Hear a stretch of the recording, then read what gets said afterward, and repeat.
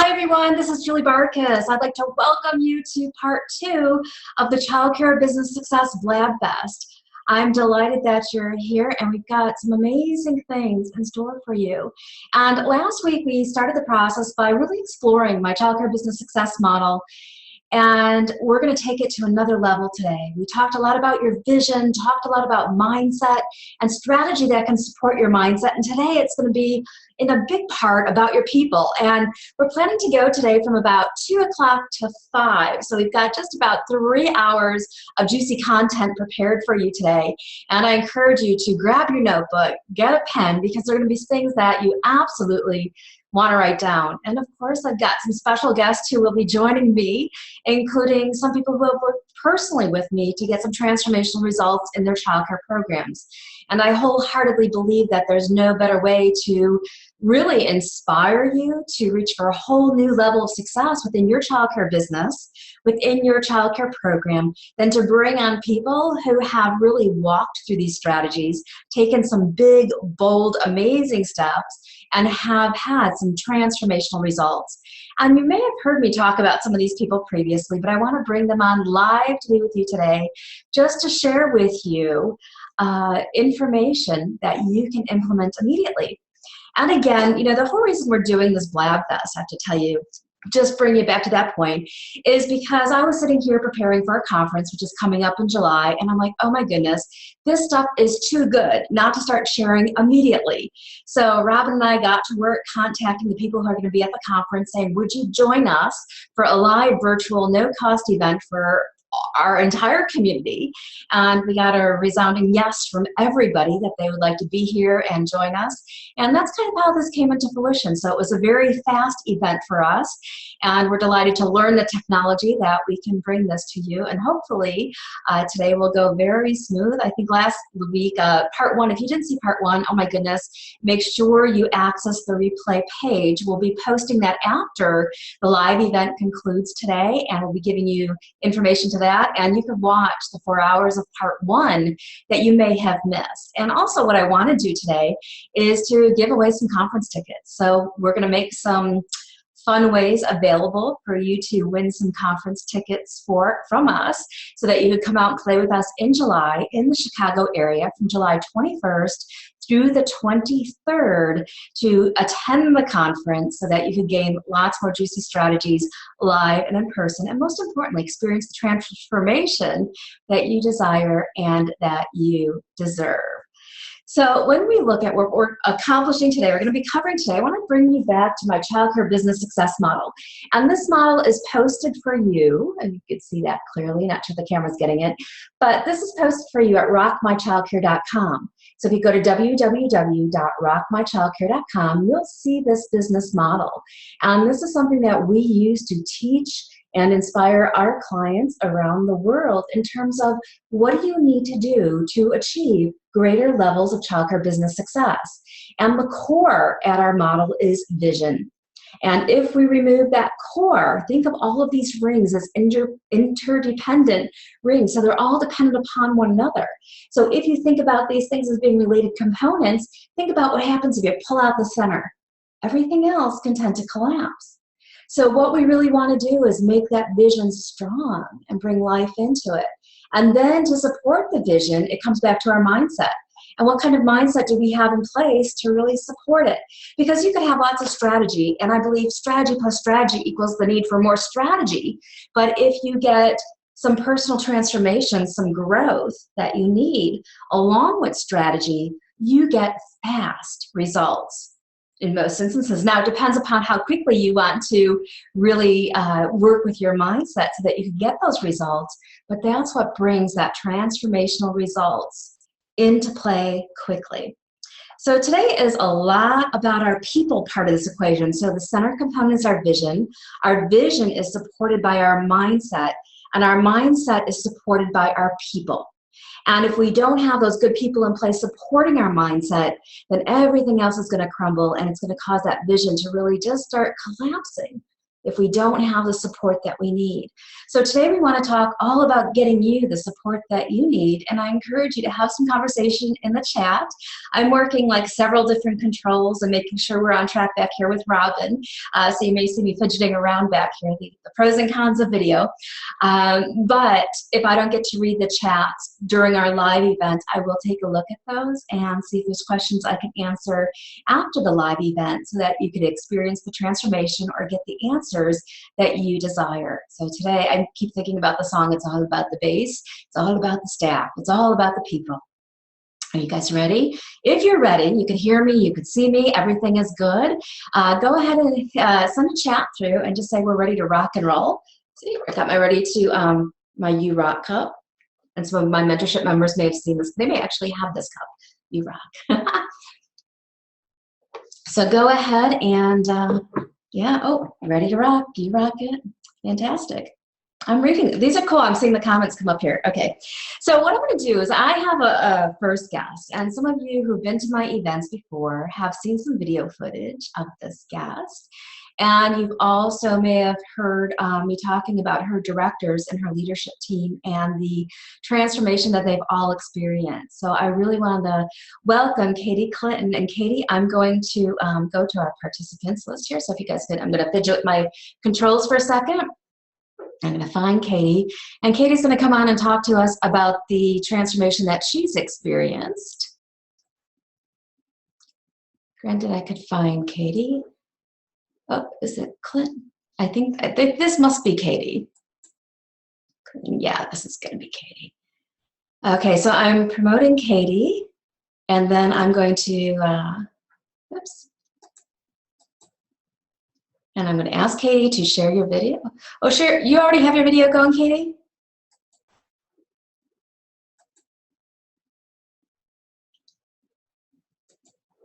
Guys, bear with me here. I can hear you. Oh, there. Can I hear you? Can you hear me? I can hear you. We did it. First time I've used this camera on this computer.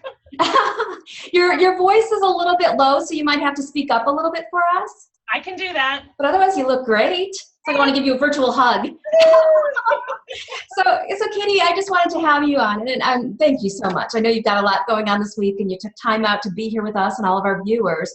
And today we're talking a lot about staff motivation and really experiencing the transformation. I know you came to the first conference, and we presented you with the business model, and you're like, you know what, Julie, you're right. It's the vision piece, and I need some help with that. So I want to get from you, the transformation that you experienced from working through this business model with me. We could talk about some of the quantum leaps that we saw you experience, but we could even do some before and some after. So what was it like before? And I heard Stephanie say this, that there was a term like before Julie and after Julie. And we watched a video with Stephanie in it last week. Let's talk a little bit about the transformation that you experienced and what helped you make some quantum leaps. It really did start with the vision. I always had the vision statement, but until I experienced your conference that summer, I had forgotten about it, and I certainly wasn't leading by it. It was just something that I had a file of. And you really inspired me to pull that sucker out and say, what do I want from this? And what are my expectations? And as I was, meeting with leaders at that point, something was just really off about it. And it was because, and you pointed it out to me when we had our first all staff meeting, I was leading by fear instead of leading by my vision. And as soon as I stopped doing that and having different expectations, and of course that mindset of being positive and having those positive thoughts, and any problem that came up, you turn it into a positive. And as soon as we changed that mindset, and then I started leading by through the vision, the unnatural fruit fell off. And the people who couldn't fill that vision for me didn't want to be part of it anymore. And it was really hard because some of these people were good workers. They just weren't good team players, and they certainly weren't helping us fill that vision. So I worked with them, and I wanted them to succeed. But if they didn't, some of them chose to leave, and some of them I asked to leave. And I have not looked back. We have such a great atmosphere right now that I didn't have any staff turnover at the beginning of the school year, which has never happened. And we didn't have any staff turnover. And only recently did we need to hire some more. And because we have that positive vibe going all the time, we're attracting great people. And it seems corny, but it is really true, because I come in, I'm like, how are you going to be a part of my team? And they're like, okay, I'm going to sell myself to you. Or they're not, and I'm not going to call them back. But I haven't had that problem yet. I've had great people coming through the door just because we put that out there, that positive energy, and I've got a vision and I need you to meet it. Yeah, you know, and it's really amazing when you make that mental mindset shift. And a lot of times we just go at it from, okay, strategy, but we're not really living or embodying that mindset. And the mindset, oh my gosh, you know, the mindset changes like everything, because it allows you to see the opportunity and the direction that you need to walk in to get to the next level of where you want to grow. And I love what you're saying. I love when people, what I call self-select themselves out of our vision. Like they stand and say, you know what, this really isn't for me. It's like, yay, that happened.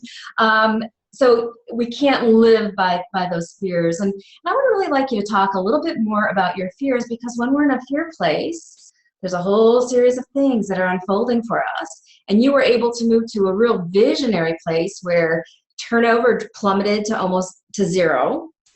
It's a zero. You have more job applicants than you could. There's no shortage for you. There's no lack of anything. So take us to your life, as candid as you possibly can be with us, because you know what, Katie, there's a lot of people who are in the same position, if not worse, and they're just buying into the idea that this is childcare and this is the way that it is. Right. And I call BS to that. It is. But you were living it. You know, and most private childcare programs have full-time jobs and probably have benefits. I don't have those things, and I'm still attracting great people because I have expectations and I value my staff, and that's what they're looking for. They want to be part of something that's positive.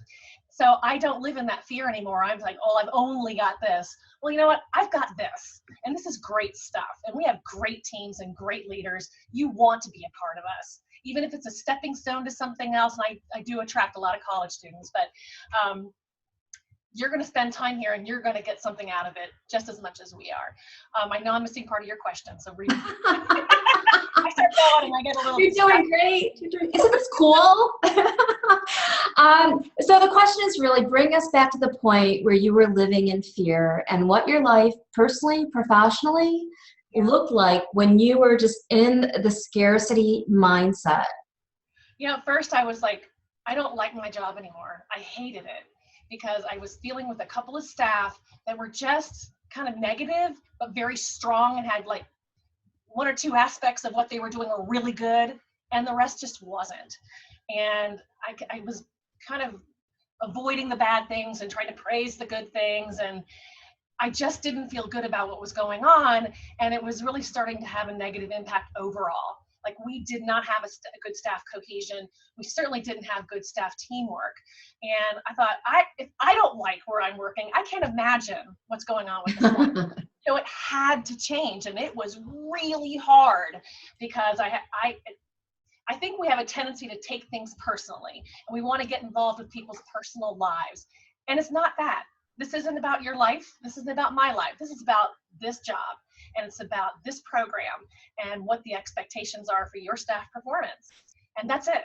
I try to respect people's personal lives and do what I can to help them, but in the end, this is what I need. And as soon as I started holding, especially leadership, accountable to this, there were no problems.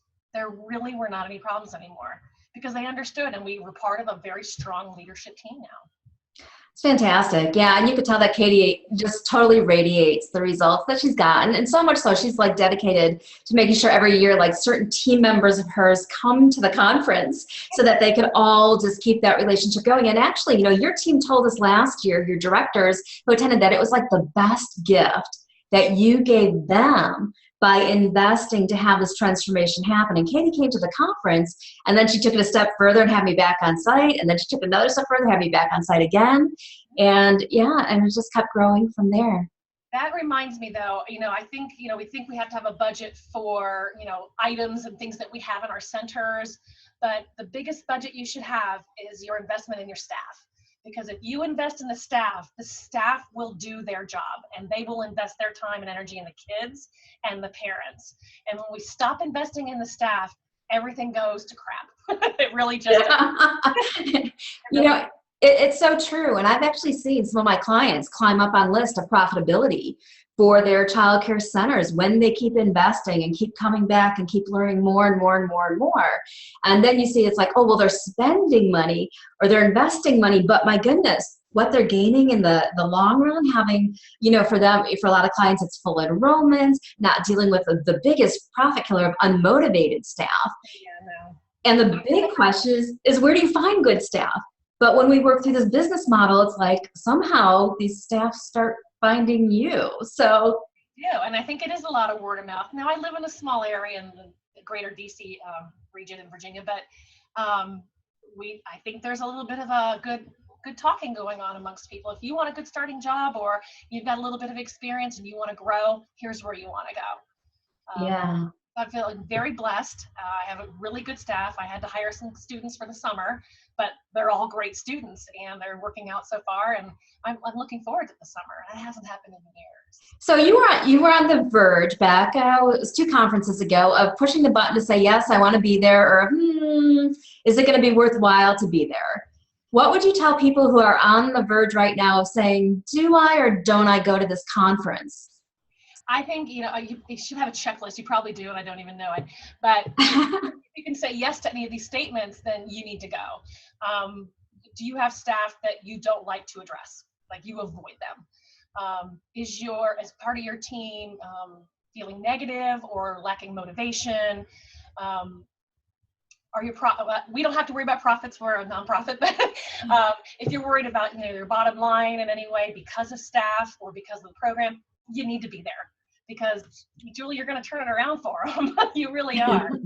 We did take it a step further. We did have you out twice, and that was a big investment for us, but it is paid, 100 times over. So it was definitely a worthwhile investment for us. Fantastic. So Katie, let's give them, and thank you for that, let's give them, maybe just, I know vision has been a big part of your strategy. And I know before the conference, things were a struggle for you. And your team will even say she was so different coming back to the conference. And maybe now it's even hard to go back to that place because I was like, who was that stressed out person? Right? But what do you think is, what were some of the strategies, maybe just a real quick thing that you could give our folks, a hot tip or two that you took away from the conference and implemented, and right away you started seeing some huge change happen? One was looking at the vision. Did I still like it? Did it still make sense? It really did. And there's different parts to that vision that incorporate the children and the staff and parents. I call them layers. Layers. While we could be doing really well with the children and the parents, that staff component. I want competent professional staff. And I need all those people to be on board with that in order to make it work. And there were some that just weren't. So when they weren't pulling their weight, you gave me this question. I use it every time. Why are you here? Why do you choose to be a part of my team? Then I'll say, they might give me a good answer. They might not give me a good answer. I said, well, to be a part of my team, this is what I need from you. And, you don't have to do these things, but then you won't be working here. So you can find where you want to do your things, you can do them somewhere else. But in order to work here, this is what I need from you. So you have a choice to make it happen or not make it happen. Woo! Hot tip right there. Did everybody get that? So when you're coaching your team right, and even firing staff, it becomes their choice when you are doing the process correctly. Meaning if somebody is fired, whatever it might be, it always needs to be their choice as to if they're going to follow through or not. There's a little bit more to that because, I do see turnover every couple of years because I've got college students, and when they graduate, they tend to go on and get a full-time job. That's great, and I support them. But I do support people's growth. Even if they choose not to stay, great. I'm glad you were here. I'm glad you gave your time. I wish you the best. So I kind of say that in the same tone, like, you don't have to work here, and I want you to. I invested my time and energy in you, and I want you to be here. So if you want to be here, this is what I need. If you don't, that's fine. I don't hold it against you. I'm not going to be angry with you, but I still have these expectations, and I know you can do this. Yeah, and these are some more golden nuggets for everybody is you really need to operate from a place where you're in vision mode or you're inspired, not a place of desperation. If you get needy or desperate, that becomes your lack mindset. And when we get really into studying mindset, you cannot have an abundance thought and a lack thought at the exact same time. So you really have to pick which one am I going to focus on? Is it going to be lack or is it going to be scarcity? Because you cannot have those two contradicting thoughts. Nope. And when you do focus on one set of thoughts, you start seeing one set of opportunities or one set of limitations. And when you look at a whole different set of thoughts, you see other opportunities. Yep. Yeah. I just try to encourage everybody. I don't want to discourage people from being part of us. I want to give them that path to success. And if they choose not to take it, that's okay. I don't hold it against you. I have to work here. Right. No attachment. No attachment. Yeah. And I'm going to go a little deep here, but I know I never do. No, never. But last week I talked about your vision being the seeds that are planted within your heart, something that you're supposed to bring into fruition. And another thing that I really believe in and that I've seen over and over and over and over with my clients is that vision and those seeds would not be in your heart if all of the resources, including time, money, and people, were not here to support that vision. The problem is that if we're talking with people who also have a scarcity mindset, we start going, oh yeah, but this is childcare, or there's no good staff, or this or that. So then we get back into that fear mentality and lose sight of the vision. And that's why I go back to the vision is something you can't see with your eyes. It's like something that's in your mind that you really got to believe very strongly. But the universe or whatever your beliefs are would not give you that if everything was not here to support you with bringing that into fruition. And the quicker you get that simplex of a statement, the quicker your transformation is. But it's a simple statement, but it's a very deep, profound statement. Yep. Yeah. You see that, Katie? I do. Yeah. I enjoyed that statement. I'm just taking it all in, but every bit of truth. And it's the positive mindset that really changes everything. Because sometimes you go into a conversation going, but I don't do that anymore. And I'm still working on my supervisors. We're not a perfect vehicle yet, but we're very strong and we're still growing. And even when they were thinking, oh, what are we going to do with this staff person? I said, wait a minute. What do you like about this staff person? What is she doing really, really well? Then we need to have a sit down and have a conversation with her. And this is how your conversation is going to go. And we still start all of our leadership meetings with wow moments. And one wow moment was directed to me because I turned her mindset around because she was thinking negative thoughts about that staff person. And then she stopped. She goes, Katie, you reminded me that we're positive and that there are positive things about these people. And we need to celebrate that. The staff person ended up leaving, but that's okay. We still worked with her. But I like, the wow moments from staff. It still kind of surprised me. Like, yeah, we're doing something right here. Yeah, and from what I've heard from your team too, when Stephanie and Ala were on the stage, just about this being a gift because you invested in you. You did it from the top of your organization down. You just didn't send them and say, hey, go fix yourselves. You said, you know what? Let me start with me. Right? Let me start with me and then I'll filter it down, and then we hear that every single one of your team members has benefited from that gift. It doesn't just stop with you or your directors or your teachers, but now you've got this whole culture that you cultivated where you're really impacting the kiddos in the way that you desire. It's very true. But the thing to remember, especially for me, is it's always a work in progress. You can't just say, oh, done. You got to keep it up. You got to keep working at it, and I'm not perfect either, so they all call me on it when I'm getting a little rusty or something. Well, we're human. We're human. We can solve this. We can work together. We've got each other's backs. We're good. So it's always a work in progress, and I enjoy coming to work every day. Oh, fantastic. So is there anything that you would like to tell our viewers in closing before I let you go? Go to the conference. It is really worthwhile. It's fun anyway, but just the information that you get, and then if you're inspired to hire Julie to come directly to your program, still worth the money there too. So yeah, there you go. Well, thank you very much for that, Katie, and thank you very much for being here. And it has just been great to witness all of the hard work and everything that you've done, you know, because you're the one who has to empty your cup to say, okay, fill me up, show me something different, help me here. And we did that, and it was a really fantastic partnership where you took it and you ran with it, and now zero turnover, Great. job applicants wazoo. You know, it's like you're there, you know. There you go. What's that? Karma. Karma. That's a big part of it. All right. Well, I thank you for being here with us. I'm going to go ahead. I'm going to let's see. I'll put you back as a participant. And Katie, thank you very much. I'm going to demote you. So if you want to go ahead and wave goodbye. Okay. Bye. Thank you very much, Katie. Thanks, Julie. All right, we're changing Katie back to viewer. Yeah, so go ahead and submit comments into your chat. If we get to some of your questions, I'll try to answer those as we progress. And we are going to have another guest come on. And I know Cindy Andrews has been in my camp for a little bit, and I want her to chat with you about some of the transformations that she's experienced from personally working with me. And she's had quite the journey. And yeah, and I can't wait to hear what she has to say. So Cindy, I'm going to find you. And I saw Cindy here several times. Up there, Cindy. All right, so Cindy, I'm promoting you to panelist.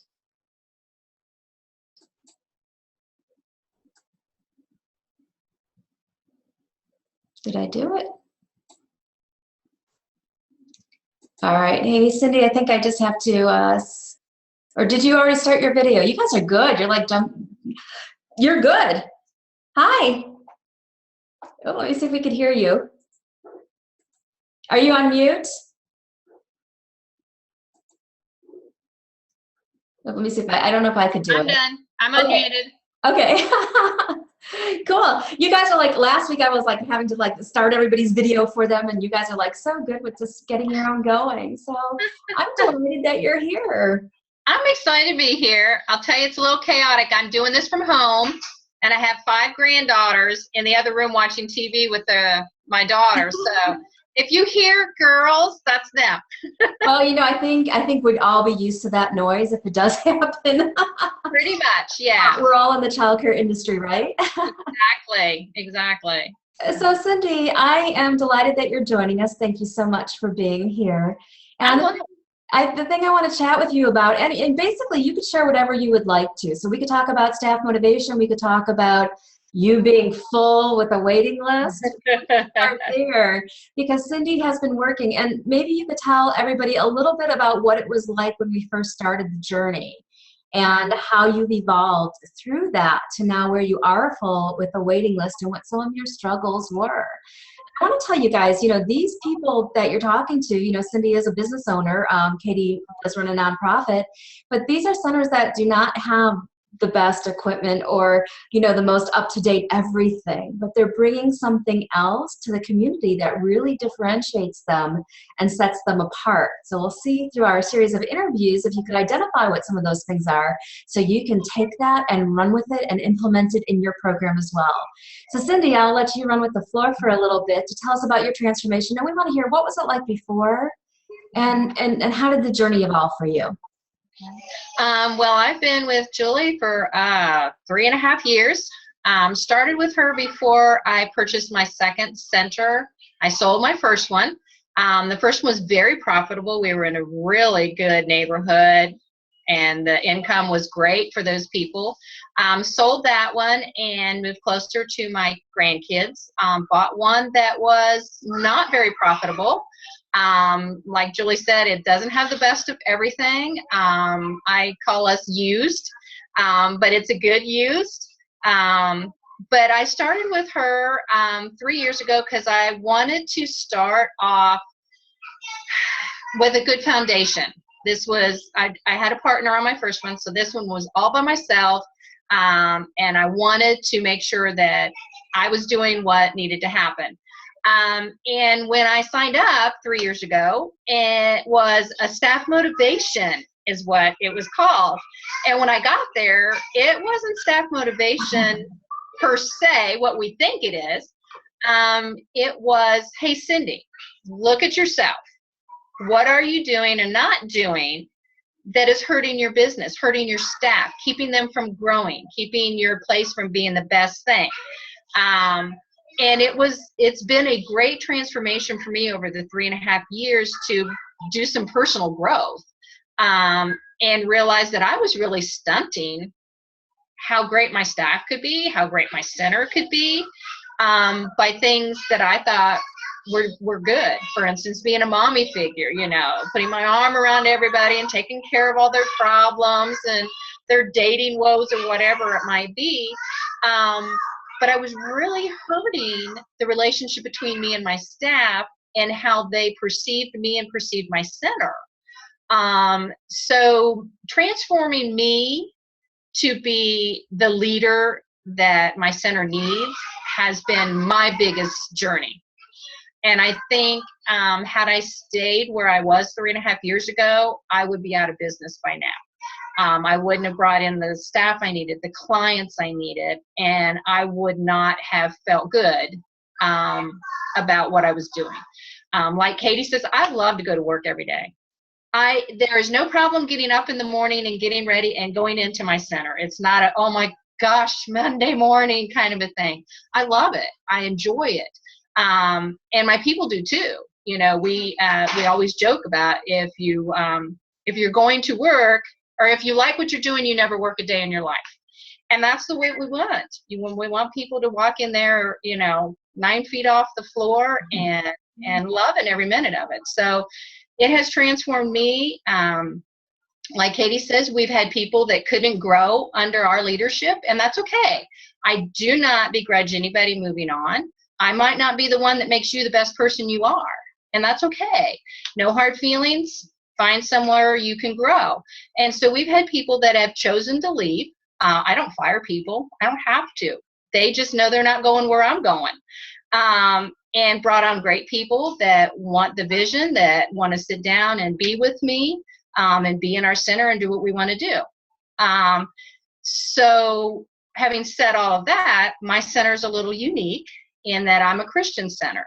So my foundation is based on God and prayer. My two big things are God and country. And so that's bigly promoted throughout my center. So being able to promote God and being able to set that foundation for kids and give them those life skills is very important to me. But I was a person that didn't want to make anybody mad either. So I kind of was on both sides of the fence. I'm not going to be that church center, and so everyone wants to come to me, but yet on the other hand, I wasn't doing what I felt in my heart I wanted to do. So one time Julie got on a call with me and I was boo-hooing about how unhappy I was at that moment and things weren't going well, and she's like, get off the fence.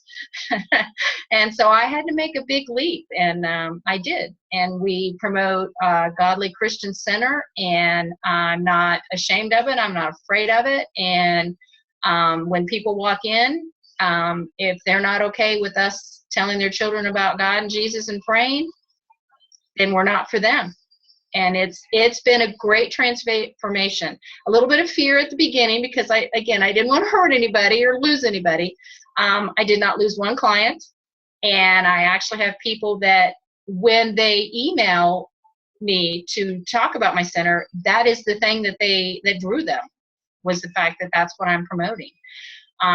So 3.5 years, it's been a whirlwind, and I've loved every minute of the ride, and I can't imagine being where I am today with full staff, full center of children. I have to expand to get any more kids in there.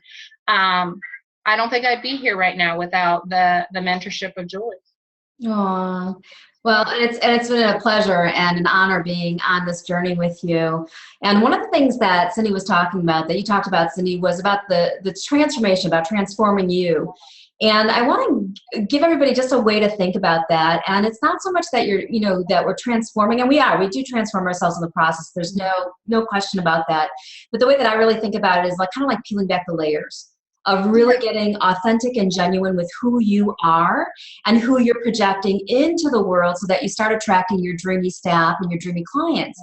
Because a lot of us are going in and we're kind of hiding, we got, like, don't really look at me fully. And we just have our programs too, where we pull the curtains up and say, okay, here's the tour, but don't look behind the curtain because you're going to see something you don't like.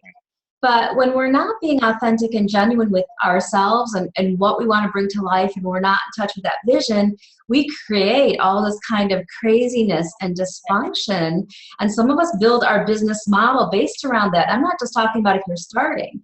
Some of our clients have businesses that have been in establishment, one of my clients recently 30 or 50 years.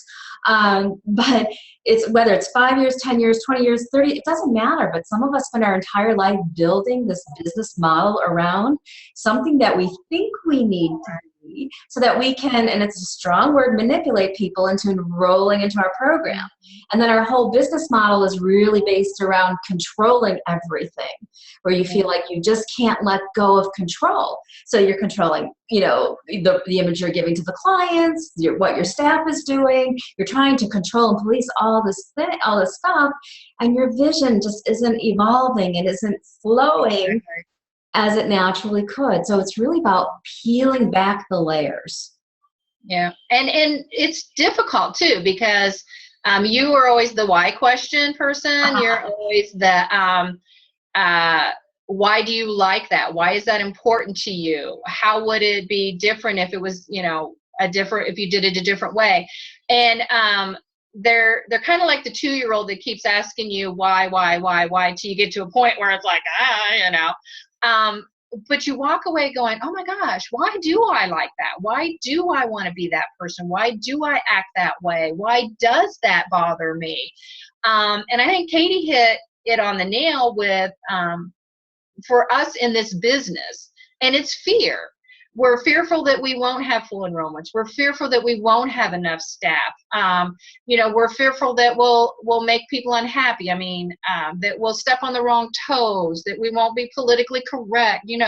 There's a whole bunch of fear in this business industry for childcare that doesn't have to be. Mm-hmm. My director and I are really in sync with how we handle things, and I mean, she's like a mini me, in a way, and we are very good at now asking the questions that you ask us to transform and peel away the layers for us, and a lot of it is, how does this impact you being a teacher? How does this make you a better teacher? And what can we do better or differently to help you? And a lot of times it comes down to the people don't have a how we can help them. And that's why they decide that this isn't the place for them. But I'm not in fear of anybody leaving, whether it's a client or a staff member. I just know that I'm where I need to be. I'm doing what I need to do. And if you're not along for my ride, there's another roller coaster somewhere else. I like that because I love roller coasters. That's not a good thing. I'll wait in the line for you, but I won't get on it. So we should do that on our next leadership retreat then, right? Kings Island, here we come, huh? Yeah, and Cindy is a part of we have a childcare program of excellence mentorship, and that's a whole other mentorship program that we have, and we work with our owners privately, and then we have a whole support and training in place for our leadership team so that everybody can get to the same level, as quickly as we possibly can. So we support the entire organization. That's been a great program, right, Cindy? It's been an awesome program, very challenging because I don't care if you've been in this business for a long time or not. You get stagnant. You get to a point where things are going good and you stop growing. And through the program, the childcare program of excellence, we don't stagnate. There's always something new we're looking at. There's always something we can improve on. It doesn't matter, like a lot of the people are now becoming full staffed and stuff like that. And it doesn't matter, because you can't sit on that. You can't just go, okay, things are great, let's just, party away. There's always some place you can go. There's always some layer you can strip away. Whether it's with you, it's with staff, it's with what you're doing. Your vision never stops. Your vision grows and grows and grows, and can even change and tweak over the years. So this program really is great for helping you be challenged to continue to grow. And it's also so supportive. When we have our calls, and we have the conference, the private time, the conferences with just us in that program, I have no problem bearing my soul, and neither does anybody else. It's a safe zone. We feel each other's pains. We feel each other's happiness. We've been there. We're doing it. We love each other. And there's just no, I don't know. There's just no expressing it until you get in it and see it. It's great. It's family. Yeah, and I love what you said too, that we are experiencing, and that's our Child Care Program of Excellence Mentorship, and we will be talking about that a little bit. Well, we'll be talking about that at the conference a little bit, but it is an amazing thing. And Cindy's right on target with your vision is either growing, expanding, or it's dying and being depleted. So we create communities, and the conference is a starting point for you to have this community where your vision can start expanding. Because if you don't talk about your vision because you're afraid people aren't going to like it, then it's depleting it. But if you get around people who will understand and cheer for your vision, it can become bigger and bigger and bigger and bigger, and the energy can just go crazy off the charts. So that's why, the vision piece of it's so important, but also having the community, being around the right kind of people. And what I tell Cindy and all of my clients is that I totally want you to steal from me. I want you to steal my words. I want you to steal what I do with you, because it's strategy that's going to work amazing with your staff. Yeah. So and Robin and I were having this conversation this morning on our team meeting. She's like, you really empower all the people who come into your campus at your conference or through your Child Care Program of Excellence. You really provide this empowering force to them, so that it's not even you become dependent upon me, but it's so that you can take these things and run with it and experience the transformation. Yeah. And it's not for the faint-hearted. You need to be willing to look at yourself and look at what you're doing.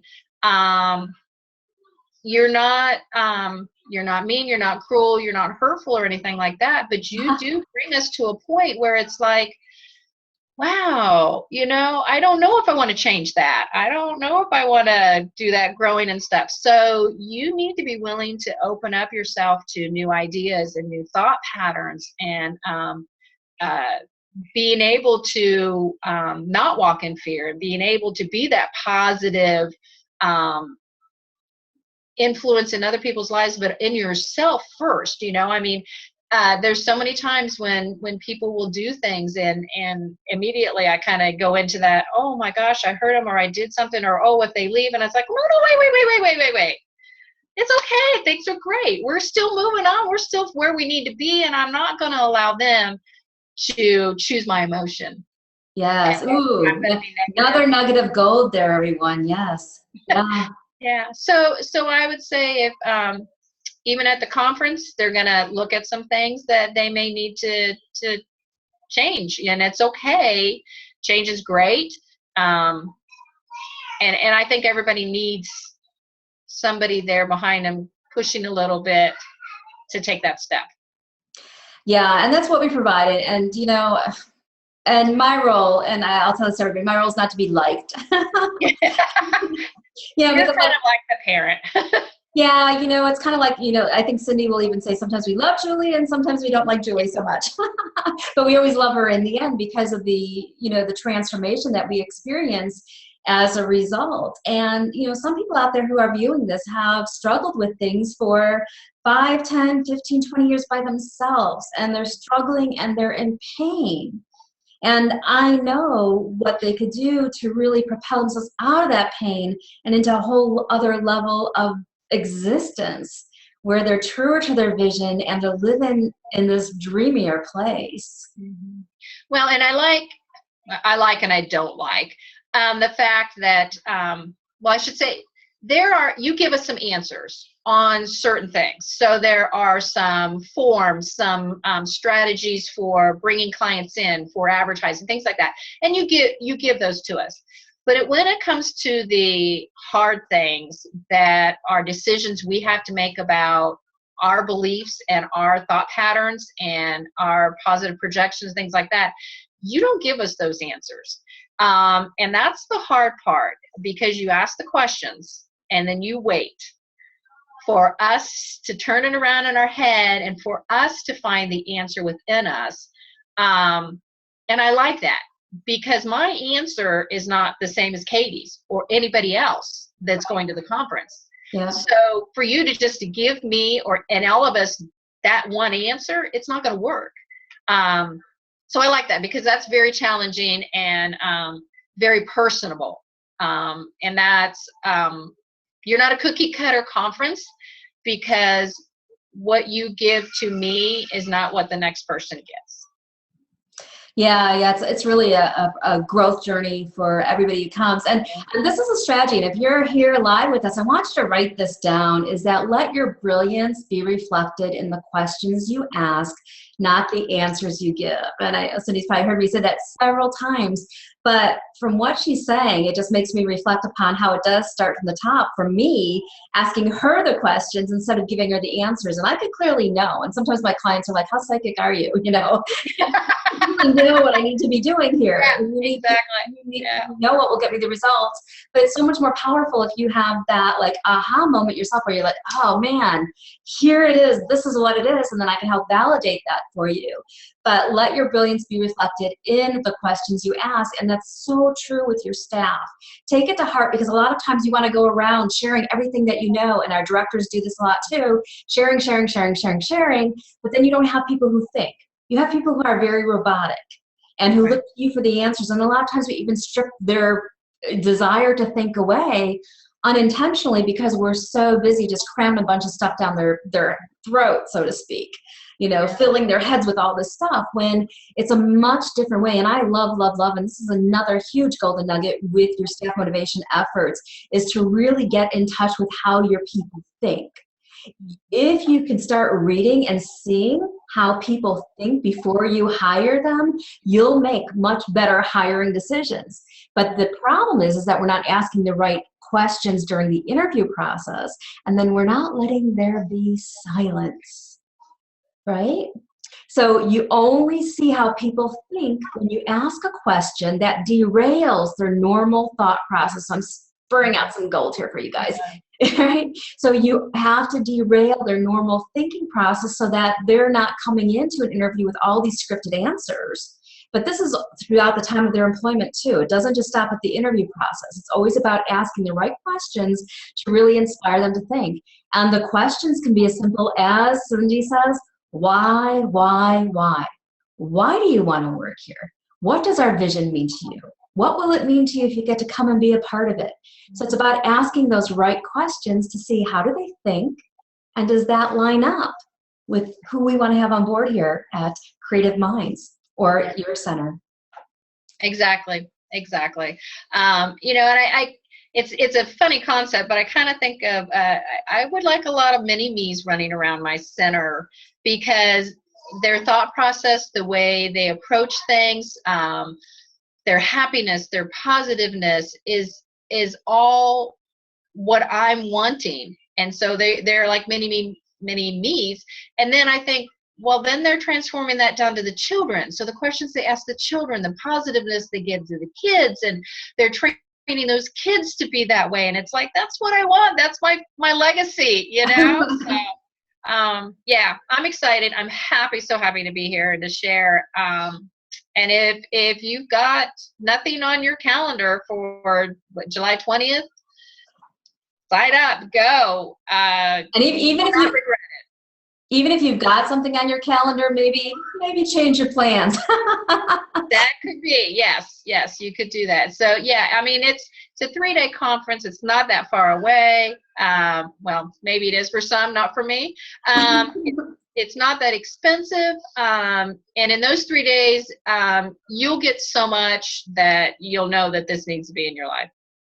It has to be. Fantastic. Yeah. And, if you haven't gotten your ticket yet, please go to www.rockmychildcare.com, like rock my baby, but Rock My Childcare. Grab your seat tickets before the prices do go up. And then we did add an owners only session that we're allowing, I think, just another 20 owners into. So if you grab your ticket, you're an owner, you get to come to that pre-conference session, which is going to be private, closed door, small group with me for an hour and a half. So we're going to go from 7 to 8:30, and you'll get to be a part of that and experience the magic that happens when a group of high-level visionaries, as the owners who come onto my campus, will be in that room, and we'll be doing some dream building, some visioning, some really bringing that big, bold, dreamy vision to life. Yeah, it's awesome. It's worth your time. I don't know how anybody can do without this in their back pocket. Honestly, I don't. Yeah, thank you, Cindy. And the thing too to think about is really, it is an expense to come out to a conference. It is time, and Cindy has had the challenge of time. And can I afford that? Can I stay at the hotel? Do I stay at the bug infested motel down the road? Do I, she's been there. I mean, really, she has done that. And we've had people who, like, at first they make the commitment to be there, and they're in their cars because, they can't afford the hotel, but they know that their life is not going to change if they don't get the help that they need. And if you're looking at being under enrolled, I encourage you to think about what those numbers are. So if your enrollments are down, what is that costing you? What's the lifetime value of one client? And if you're down 10 people or 20 people, some people call my office and they're down 50 people. I mean, what does that do to your profitability? And then if you have unmotivated staff or don't know how to motivate your staff, that's something that we call a profit killer, because then money is dripping out of your pocket, and it's not something you see on your profit and loss statement. But it's a very important component to really look at and understand is, what are your numbers? I recently did a video tip on what are your numbers, but this is really looking at our numbers in a whole different perspective in terms of, what's dripping out. Yeah. Well, and as far as the financial part of it, I would say compared to some conferences, this is a small number. But if you're waiting for that time when you've got the money to go, it's like kids. When's the perfect time to have a kid? When do you have enough money to have a child, buy that house? You don't. You got to step out on faith. You got to take that leap and do it, because nothing's going to change if you don't change. So staying where you're at, if that's not an option, then go. It will happen for you. It will you'll be inspired. You'll be, this whole new realm will open up for you, a different mindset of thinking, and the money will come because you have taken that step and challenge yourself, challenge your staff, challenge your community as to who's the best. And it's you. You know it. So go to the conference, get what you need, and go back home and change the world. I love that. And that's kind of what we're all here to do anyways, in our small way, is to start changing the world one child at a time, right? Exactly. So how long do you want to wait to get started on that journey? And yeah, I encourage everybody to come, and Cindy's going to be there, right, Cindy? Oh, heck yes. I'm going to be there with bells on. I want to see everybody. So if you're on this, come up and say, hey. All right. Absolutely. Well, thank you for that, Cindy. And again, if you guys did not get your ticket yet, go to rockmychildcare.com, grab your ticket, get into our special owners only session, and we cannot wait to welcome you to Chicagoland. All right, Cindy, is there anything you'd like to say in closing?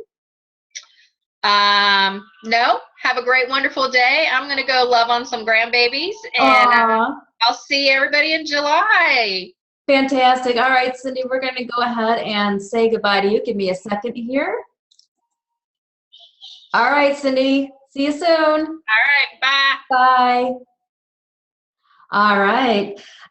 Yeah, and when you see Cindy, one thing that's so true is that the transformation that you'll experience, a lot of our clients will say, if I knew then what I know now, being on the other side of the fence with you, it would be a whole different story. I would have done it so much sooner. But some people know that they need to start the process of working with me, coming to the conference, and then they wait 5, 10, 15 years, and then they come back and say, I heard you speak 10 years ago, and I knew I needed to start working with you. And then for some reason, they wait and it's inconvenient or whatever it might be, and they don't get the process started. So this is your opportunity to start the process now so that you can experience the change that you desire and most importantly deserve immediately, as opposed to waiting 5, 10, 15 years. And one thing I learned in my life is that just like anything else, success is never convenient. But it all starts with a decision of you desiring to show up and show up in a big way, and then everything else that you need will follow. And you'll also meet Cheryl, who's another one of our Childcare Program of Excellence mentorship members. And, she basically has made some really tough decisions to show up. And so many things were a struggle for her at first. And some of our clients, you'll meet people who are not even paying themselves anything. And they went from not paying themselves anything to where now they pay themselves incredibly well. Not being fully staffed, now they've got dreamy staff lining up to work for them. Not having full enrollments, not having the profitability. And we help people through this in record time because of that deep dig that we can do when it's required, so that we can really help you get past that stuck point. Because sometimes you feel like you got to keep up with the Joneses, and there's this strategy and this strategy and this strategy and this strategy. And when we conclude with our guests, I'm going to go through and review some of the staff motivation myths with you and get into my 5-step plan of action for managing, motivating, and retaining great staff that I'll be elaborating more on at the conference. So that's to come a little bit later today. But in the interim, really think about what you're missing out by not getting your journey started today. And if it's a matter of the money, you might win some tickets today, but really think about what it would be worth to you to make the transformation happen that that you really know in your heart you need to make. All right, so we're going to switch gears a little bit, and I've got another one of our topic experts who's coming on to join us, and her name is Selvi, and our company is School CRM, and I'm going to see if I can find Selvi here, so if you could be patient with me. Oh, and there she is. Selvi, I'm promoting you to panelist, and if your video is ready to go, then I think I'll hear you right away.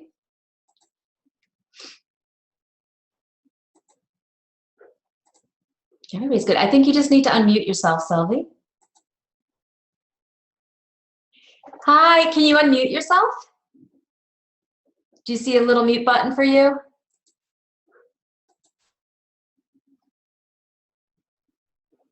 Oh, there you are. Did you do it? Yes, yes. Woo! Welcome. Hello, how are you? I'm good. How are you? Thank you. Good. Are you enjoying the Blab Fest so far? Yes. I watched the last week's Blab Fest that's online, and I'm watching now. So it's very, very informative. Thank you for doing this. You're very welcome. Well, it's my pleasure to welcome you to the Childcare Business Success Blab Fest. And Selvi's going to be one of our topic experts. So for our VIP registrants, these are people who are supporting the conference, and they are going to be at your VIP lunch tables. We're providing you with a gourmet lunch. This is not a sandwich in a box kind of event. You do get a lovely sit-down meal, and positioned at each one of our tables are one of our topic experts. And you can pretty much pick who you would like to sit with, so you can pick their brain to make sure that you walk away with some amazing strategies and hot ideas to really set yourself and your business on fire. So Selvi, welcome. And why don't you tell us a little bit about School CRM and what you guys do?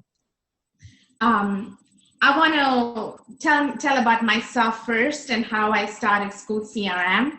Okay, I was going to get to that next, but we could definitely do that first. Yes. So let's learn. Selvi wants to tell us about her. She wants to share a story. Okay. Well, I'm a school owner myself, and I started my journey several years ago with the ambition and dream to start a preschool. And because I learned the importance of the brain development from 0 to 5 years.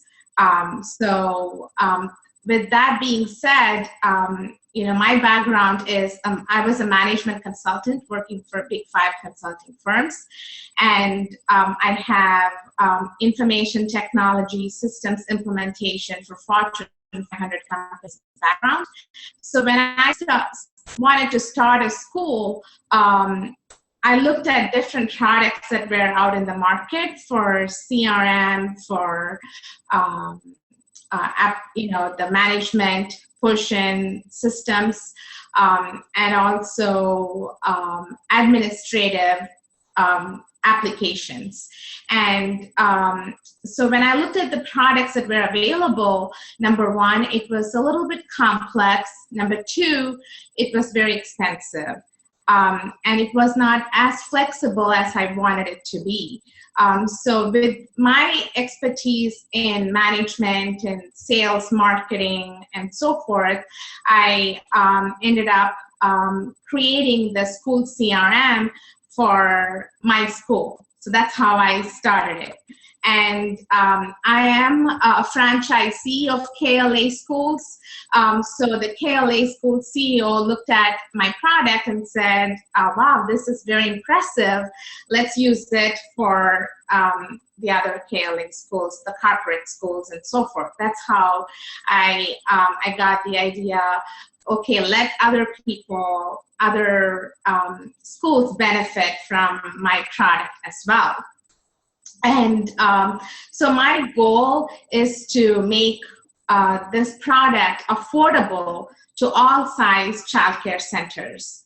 So we have a couple of schools that are currently using our product, and I have heard feedback. I see in my own school myself that we save at least, I have come up with the return on investment, like how many hours that you can save for an assistant director and the director in following up and implementing your own business process into the tool and so forth. I strongly believe that, especially small businesses need to have systems in place, information systems in place, automation in place, because manpower is very expensive.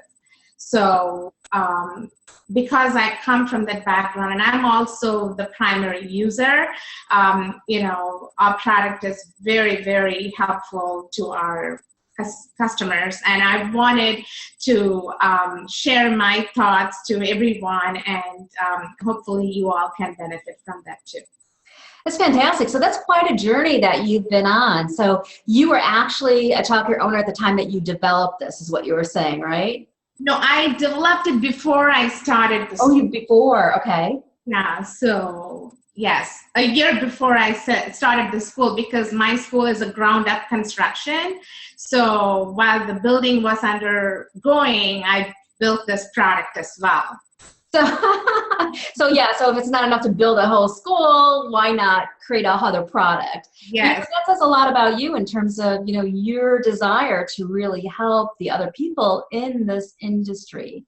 So let's break down in layman's terms, what does school CRM do? So what did you design this to do? So you talked about automation and having a good follow-up in place. So tell us, if somebody's using your system, what is it going to help them do that they might be manually doing now? So if we break down some specific tasks, what is it that we're going to automate? Like for example, when a prospect or a lead calls, or when they enter their information in your website, you will get an email, and then you will follow up with a phone call, or write it down in a paper, or put it in an Excel spreadsheet. Our system automates all those, and you do not have to do those manual tracking. So number one, when a lead requests through a website, it automatically comes to our school CRM. And then based on the automated business rules, you will have a set of follow-up processes, like immediately it will send a thank you email. And then it will remind you in your calendar, it will say on a daily basis, these are the follow-ups that you need to do for these specific leads. And when you click on that lead, you'll be able to see the history of the follow-ups that has been done. So in case if an assistant director has followed up with the lead, and then the director follows up the next time, you will be able to see what has been spoken to with the lead and what the conversation is with. So the complete history is being in the system. And the system is smart enough to implement your business process. It's very flexible. You can have as many lead statuses as you want. You can call it any way that you call in your own process. So we don't define, we give best practices, but it's so flexible that you can have as many lead statuses, as many follow-up statuses. And when you follow up, you will be saying the lead requested more information. So, and then the system will automatically update the lead status, so you don't have to go and manually update the lead status. So there's a lot of automation in place. The business process itself, once you set it up, the system is smart enough to help you and get the return on investment for you. Oh, that's fantastic. First of all, it's the timely follow-up. The best practices, they say that you need to establish 7 contacts for a lead to trust you. And those 7 contacts doesn't have to be all phone calls. Some could be emails. So the emails can be automated, and you need to come up with your unique selling points, so unique benefits of the school, and put it in a template. And so it's personalized, and it is sent to the lead in a timely manner, and it reminds you to follow up with that lead on a specific day. We have seen, I myself in my school have seen the benefit of the product. Yeah, that's fantastic. So what I would like to do next is to give our viewers some hot tips that really tie in, because I know in your mind, your brilliant mind, the way it was working was like, oh my goodness, this is so important to do, but yet it's a huge burden on the owner and on the director to do. So whether they use a CRM or not, what I'd like to do is take them into your mind with what you knew was really important to do, and maybe share some of those to-do things that you really got to do this, some great strategy to get out there to help them grow their childcare programs. But what are those to-do things that were on your list that then you moved it into automation that you knew needed to be done? Does that make sense? Yes, it Yes. Okay. makes sense. Good. I come up with, the systems that I have implemented. Some of the systems were huge financial systems, and some of them are called business intelligence systems, where you have the key performance indicators and the metrics are shown to the CEOs on a daily basis. And then they drilled it down from 100,000 foot level to the detail level to analyze and so forth. So to me, the foundation of school CRM is what you measure, is what you manage, and what you improve. It's like, if we want to lose our weight, we have to measure our weight often, so it reinforces us to see where we are, what to improve, and so forth. It's just the foundation of the program. So a great tool for measurement. So it becomes a tool for us. That you will be able to see how many leads have inquired. We have dashboards. In the dashboards, you'll be able to see the number of leads within a specific period of time, how many were converted into tours, how many have been converted from tour to enrollment. We also have another feature in there where you can also track. Some schools call it discovery days. We call it exploration. So where you do like a free trial day to the lead. So you can track all that. So you're better informed. You know who is doing the free trial and are they enrolling. So you can measure all those.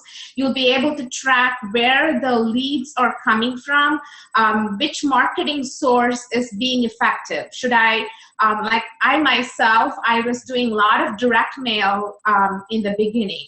When my school got opened.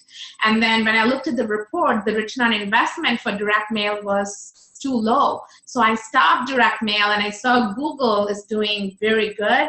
So I started investing in Google advertisement. So I get leads. So you'll be able to analyze all that in the system in one snapshot. Okay, so really to see where your leads are coming from? Where the leads are coming from, what's the marketing cost, what is the return on investment. You'll be able to see calculate the lifetime value of the a lead and of a child, basically based on their age and the tuition cost and all that stuff. And so it's basically helping you to make better decisions with good information. Yeah. So you seem like somebody who, and I might be wrong here, but I kind of think you like numbers. Yes. I mean,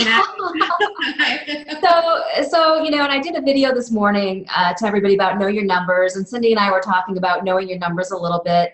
So let's give people a checklist of what numbers they really need to know. So they're, you know, whether it's, key performance indicators. So what are the key numbers that they really need to be chiming into? And I know your system automates this, but I want to give them a little checklist. So if we were to say, know these numbers and your business will grow, what would those numbers be? Okay, the first thing is the lead conversion rate. So how many leads have inquired, how many you have enrolled. So that's the first one. And the second thing is the cost savings, including staffing. You know, what is the percentage that you are saving? And the third thing is staff retention. Okay, so you want to know what your turnover numbers and how many and your retention? Yeah, and then what do you mean by cost savings? Can you elaborate on that for us a little bit?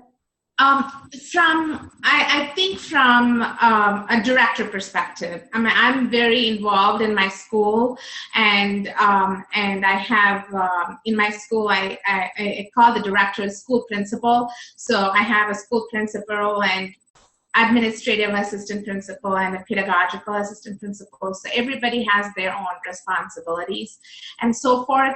So I always tell them, you know, you have 3 priorities. Number 1 is to, you know, how to increase revenue. Increasing revenue is bringing in more clients, more customers. So that is more enrollment. So how do you track that is, you know, how many leads do you get, how many do you enroll, and where, you know, and analyzing where you are doing good, where you need to improve.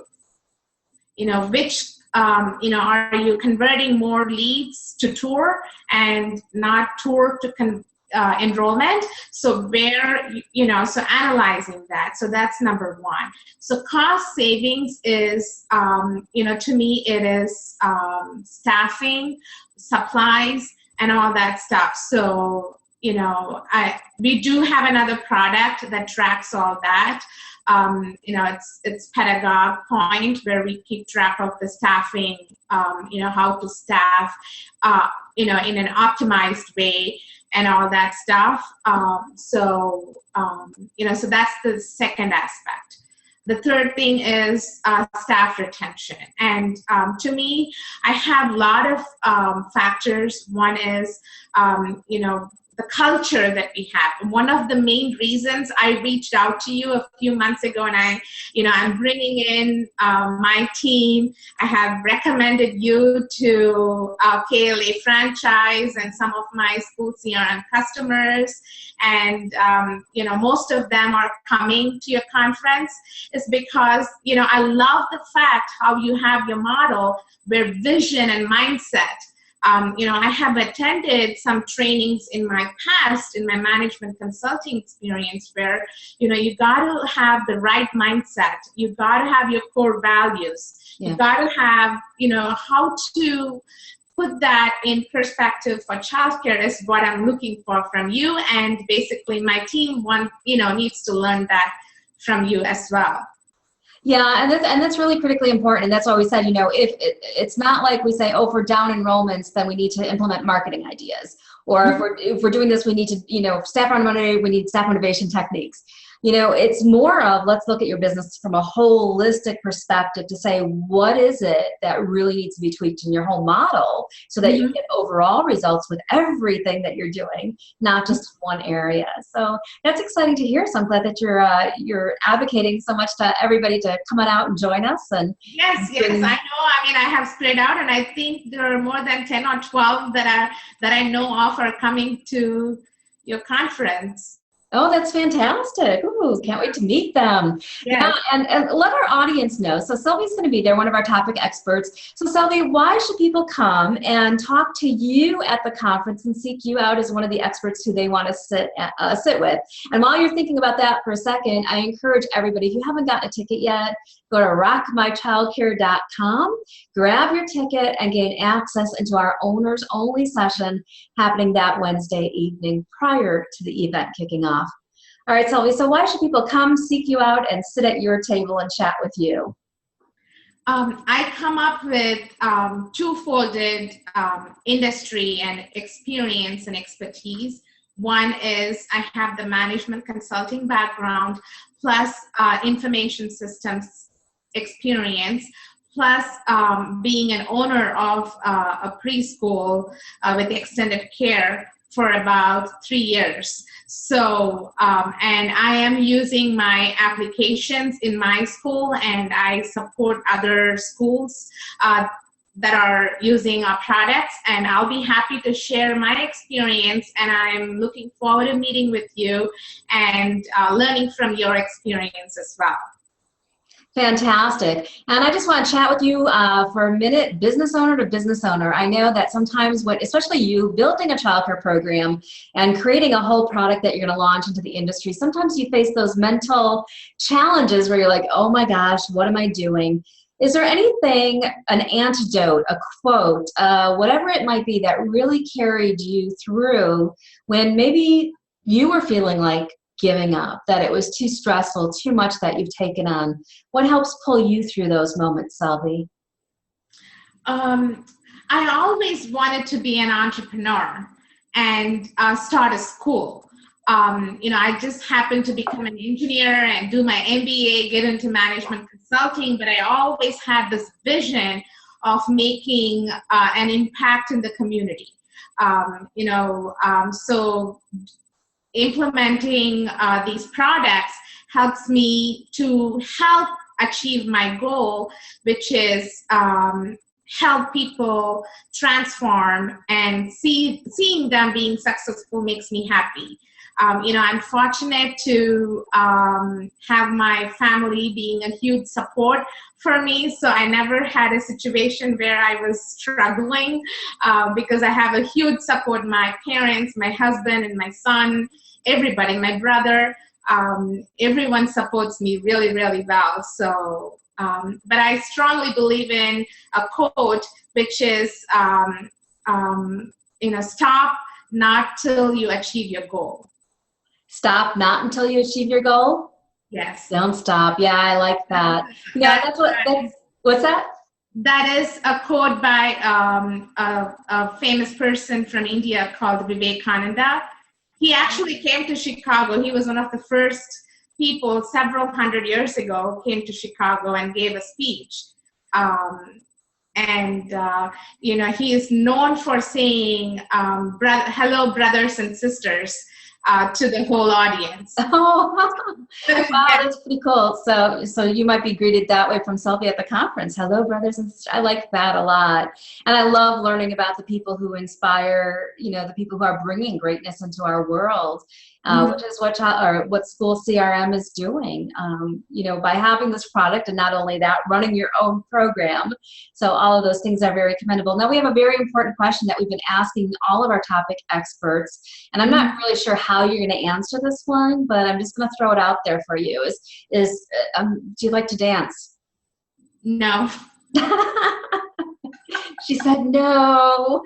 Yeah, we've been asking all of our men topic experts if they're going to do some dancing with us. So, are you willing? Are you willing to dance at all? No, I'm sorry. So we'll give you an A+ for honesty, and then for our non-dancing participants, you know who you can hang out with. It's not a requirement to come to the conference that you have to dance, but we do often get requests. And if I don't dance enough, people are like, "Are we going to dance?" So, well, maybe you have some of your staff or people who you've referred to us to come to the conference. Yes, they would love to dance. Yes, for sure. They'll be dancers. All right, fantastic. Well, Sylvie, I cannot wait to see you at the conference. And is there any words of encouragement that you have to offer everybody in terms of why they should come out and be with us at the Child Care Business Success Conference? Definitely. I strongly believe in professional development, which is, they say, there's nothing better than learning new things. And to me, the way that you have your core model, the vision, the mindset, it's basically changing the environment, the culture from the bottom up. So I think you're very different from the other options out there for this industry. So I think you'll be very, very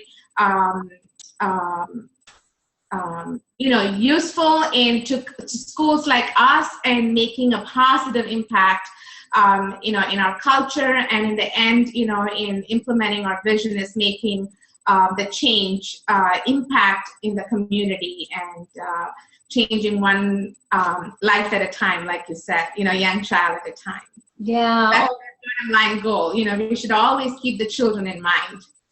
Fantastic. Well, great. I can't wait to see you there. And and I agree. I think the business model is something that sets us apart, and that we do look at things from a holistic perspective, because we just don't want to give you just some more strategies, some more things to put in your file cabinet. And I stressed this on our last call, our last Blab Fest, is that we don't want you just to be a collector of information. That's not why you go to conferences. We want to get you to the point where you can actually be an implementer of action, so that you get transformational results happening in your child care program and in your child care business, and big bonus, in your life. Yes. I've been listening to everything that you said, your other customers, how you have made the change, and, we are looking forward to attending your conference and meeting you. Thank you so much. I can't wait to see you there. Sylvie with School CRM, thank you so much for joining us. I'm going to go ahead and I'm going to get my control. I'll tell you when to wave goodbye. Bye.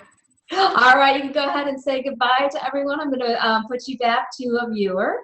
Thank you. Thank you so much. Thank you. All right, so that was Sylvie. We've got some more guests coming up. I hope you're enjoying the Child Care Business Success Blab Fest. And before I bring our next guest on, I thought it would be a great time to give away some tickets to come to the conference. So I have a question for you, and if you could be the first one to submit your answer to Robin, and her email is robin@childcarebusinesssuccess.com. If you've gotten any emails from me, her email is right in there, and we'll reiterate it again, but robin@childcarebusinesssuccess.com. And Robin, maybe you could go ahead and type your email into the chat box so people could have it right there as well. But one thing I want to ask you is, and so it's the first person who sends this answer over to Robin via email, you are going to get 2 tickets to come to the conference as one of our general registration guests. So that's 2 tickets. This is almost a $500 value, so I hope you like this. So I said earlier during my conversation with Cindy that you should let your brilliance be reflected in the questions you ask, and not the blank that you blank. So 2 blanks get you 2 tickets. So you should let your brilliance be reflected in the questions you ask, not the blank that you blank.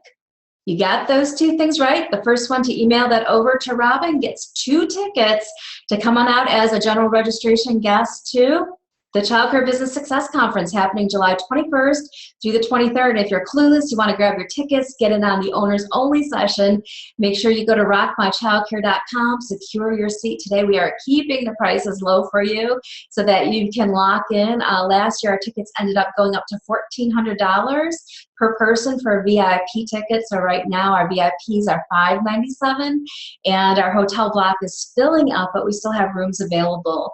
And it's amazing to be able to come to the conference and stay till all hours, whether you have a drink or whatever, with everybody who's there and keep submerged in our community. So it's fantastic to be able to stay at the hotel, which is surrounded by like 3 natural lakes. So it's a great place to be. All right, so next on our list of guests is somebody who is also part of our Child Care Program of Excellence mentorship. And she came to one of our directors' retreats. So with our Child Care Program of Excellence, we work with our owners privately, and then we support the directors, and they come out and be with me, and we do a whole staff motivation intensive. And I want to welcome Kim, and I'm going to find Kim on our participants, our viewers here. Let's see if I can find her easy enough. Hey, Alethea, Johanna, Loretta, Lucy, Miss Debbie. Oh, Monet, hey there. Am I missing Kim? And she might be under another name I'm not seeing, Robin, so maybe you could let me know who I'm looking for here. So everybody, if you can bear with me for a second.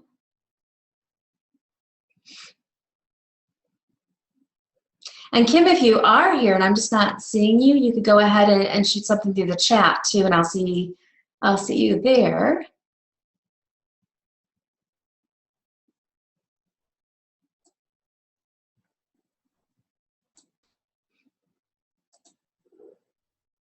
Okay, Robin, I'm not seeing Kim. I might have to put on my glasses.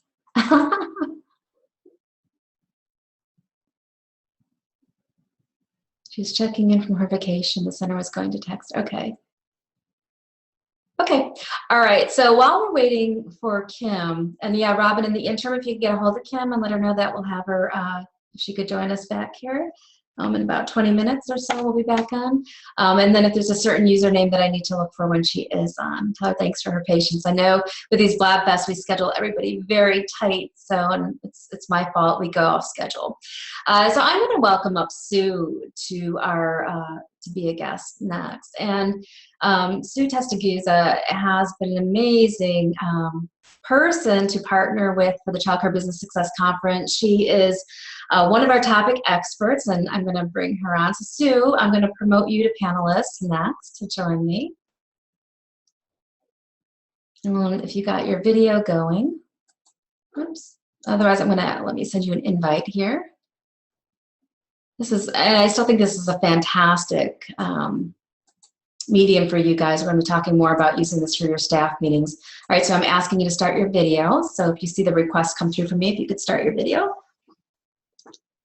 All right, and then make sure you're also not on mute. Yeah, are you on mute, Sue? So your microphone probably has a line through it. Do you see that?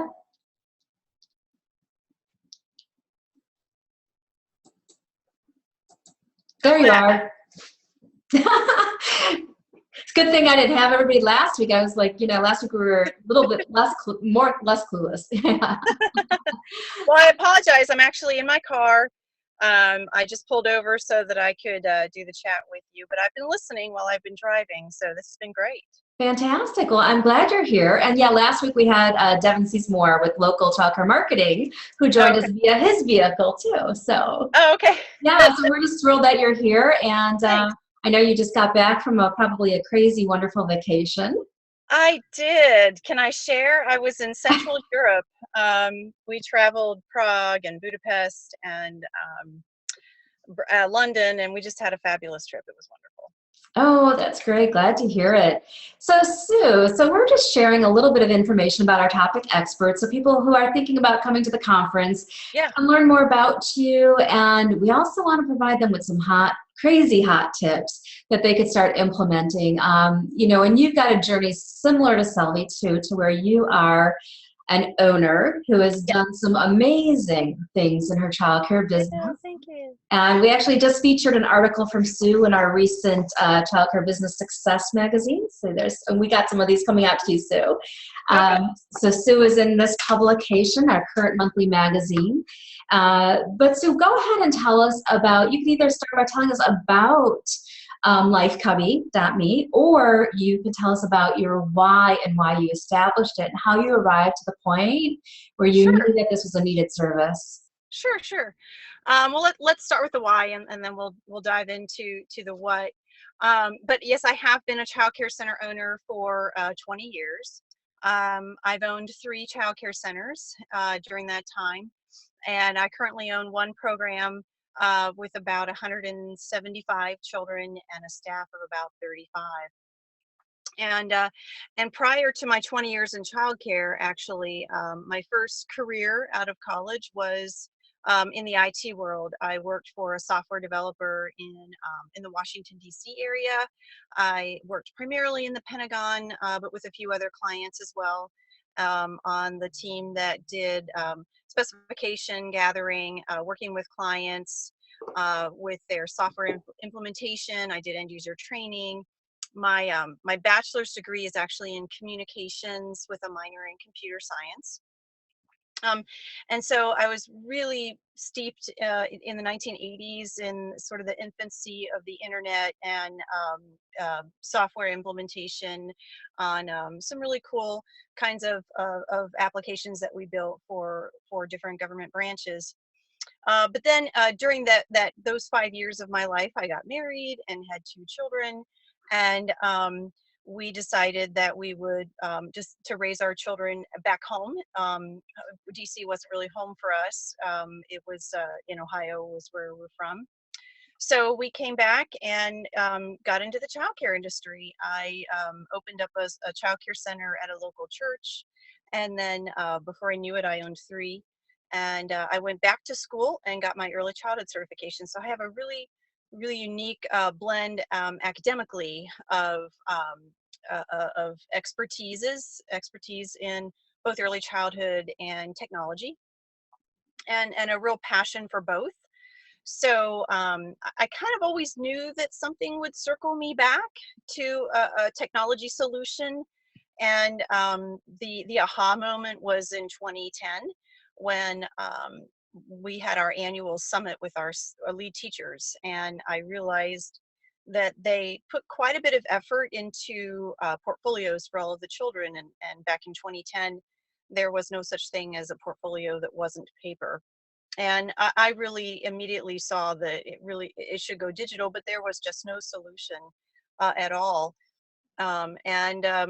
So I began to embark on kind of down that path of gathering specifications and designing a solution for how we might take that to a paperless solution, which is what I had done 20 years prior. So it was really fun to reinvigorate those creative juices, and hired a software team in Columbus. And I thought I was just going to build something for my own team. I really didn't initially set out to build a commercially viable product. I set out to build something for my own staff.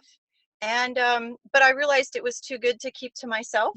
So we launched our first beta product in the summer of 2011, and we haven't looked back since. We keep improving and reiterating. And in fact, we're about to launch this. Here's a heads up. You said give us some inside scoops. Our parent app relaunches a brand new version in 1 week. We're so excited. Ooh. It's really cutting edge. We're super stoked. So the new parent app is going to to use your phrase, to rock the childcare world. So we're super excited about that. Yes, to rock. Thank you. Yay. Yes. Woo, that is awesome. Yep.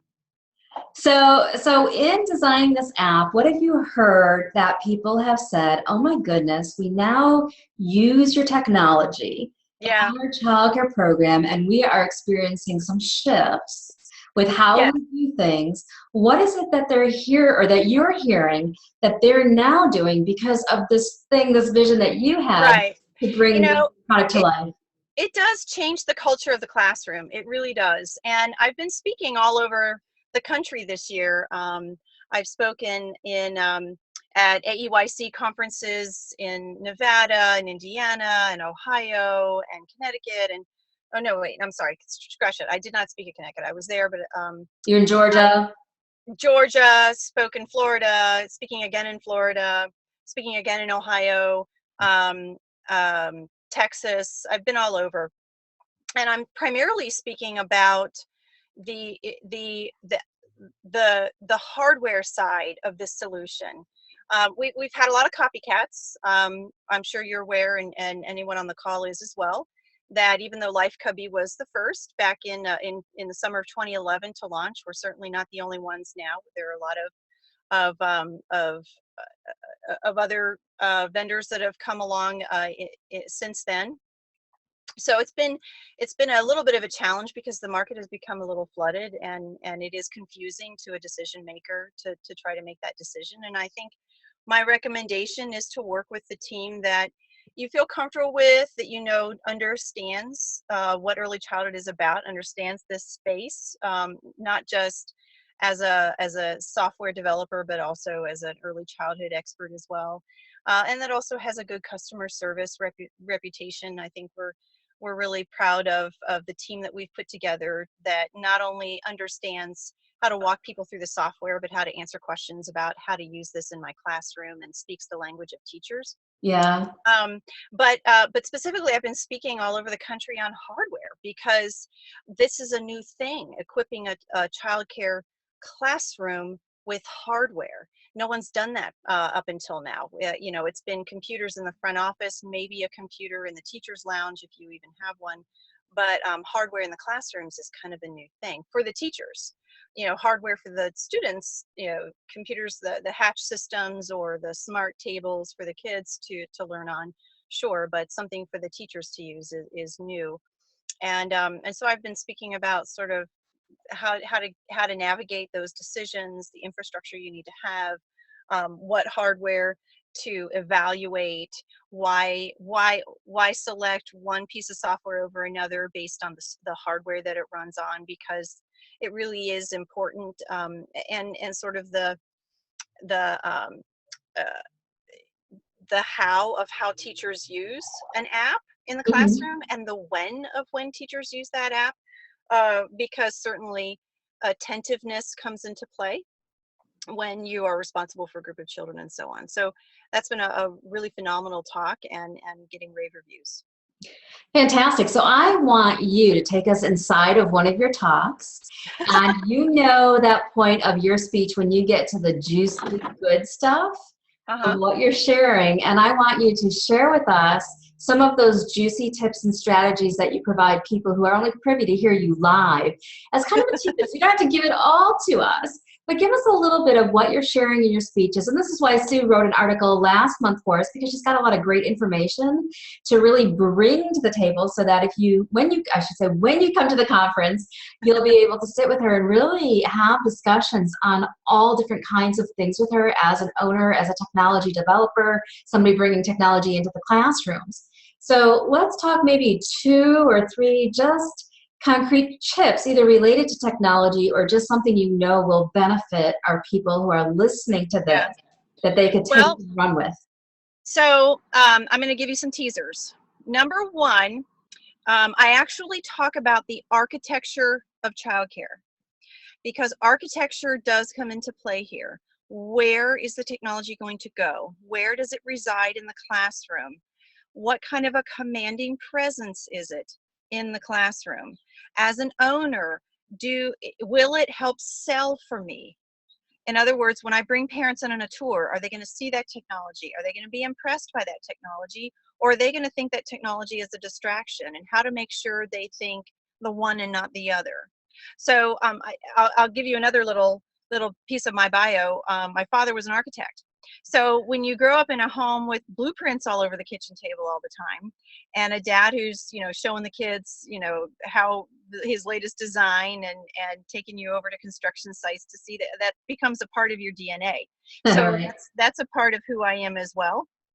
And the child care center I currently still own, I personally designed it. I mean, I drew the thing, we had it all done up in AutoCAD, and we took it to our architect, and he basically stamped it through for all of our building permits. So I'm super proud of that.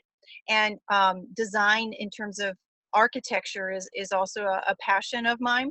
So I actually talk through, if you're interested, if you have in your future a renovation, an addition, or a brand new building you're going to build, you need to come to my talk, because I will talk you through what considerations you need to have in that design to assure that you are prepared for the technologies of today and tomorrow, because it has a footprint and you have to be accommodating for that footprint in your design. So the actual location of your wall mount. Okay, so that's a teaser. Another teaser is kiosks. All right, kiosks are coming in the early childhood classroom. They're here in a lot of programs, and if you haven't heard of them, they're coming. So so I'll just leave you with that nugget. So what's a kiosk? Okay. You got to come to my talk. All right. Okay, and any others? Ask me another question. I will do so. Well, I think those are some great teasers, and like I said, you've got a wealth of information. And I know in the article that we just featured you in, it was all about parent engagement.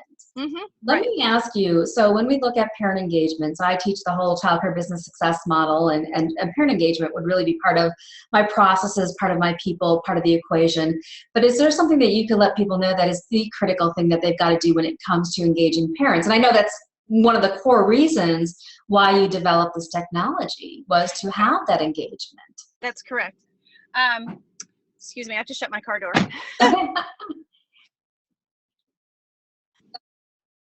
Sorry, that's the downside to using your phone. I have to decline a phone call. Parent engagement. One more time.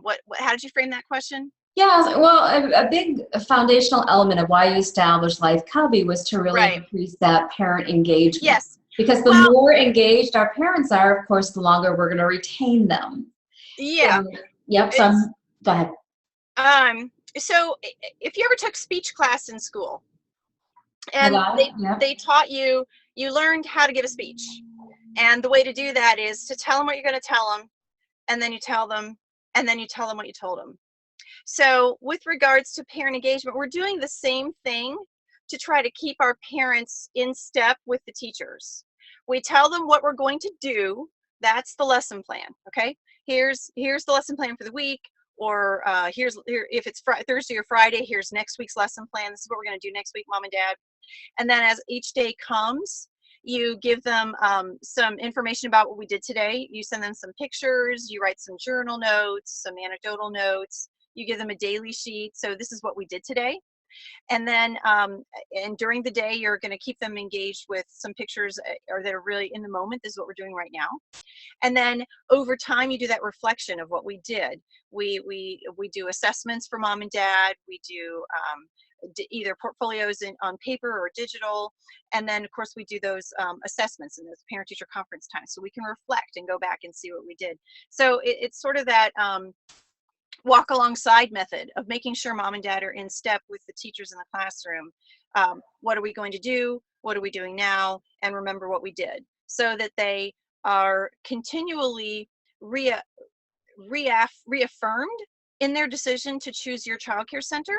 Because that decision, it doesn't just happen upon enrollment. You know, mom and dad remake that decision every day. Every day they walk in your building, every day they want to be reassured, reaffirmed that yes, this program has good curriculum. Yes, my child is doing well. Yes, my child is happy here. Yes, my child is being prepared adequately for kindergarten. So So certainly that parent engagement, I think, needs to follow that pattern of what are we going to do, what are we doing now, and what have we done. Yeah, that's very true, because they said every moment, and this is true with our staff too, is that people are become actively disengaged if they're not actively engaged.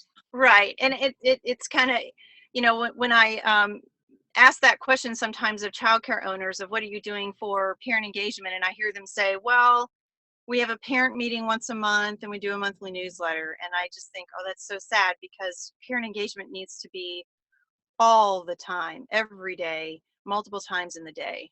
It can't just be a once a month kind of thing.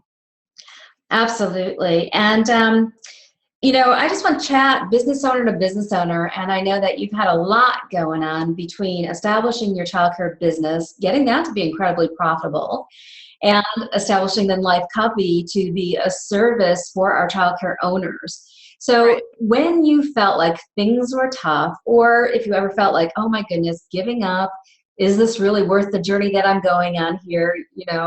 What is it that's carried you through? So is there a story, a quote, something that you carry with you to really help you in those times where it was like, you know what, this is where my mindset went and this is how I propelled myself? And it could be even an antidote or something that you did.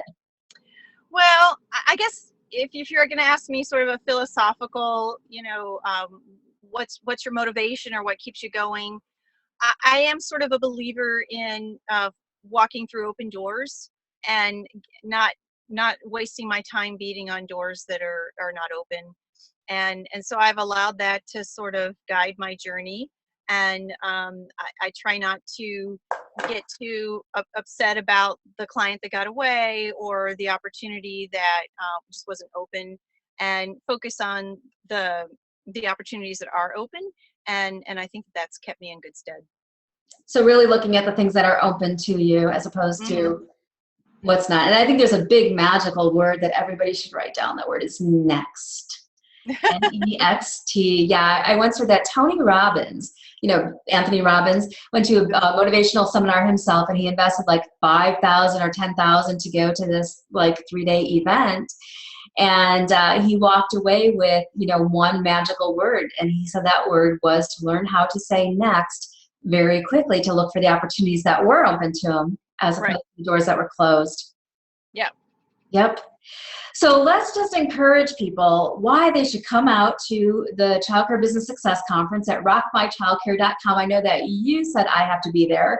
Why should we tell everybody else who's viewing this and who's going to be tuning into the replay, why should they come invest their time and resources to be with us for 3 days?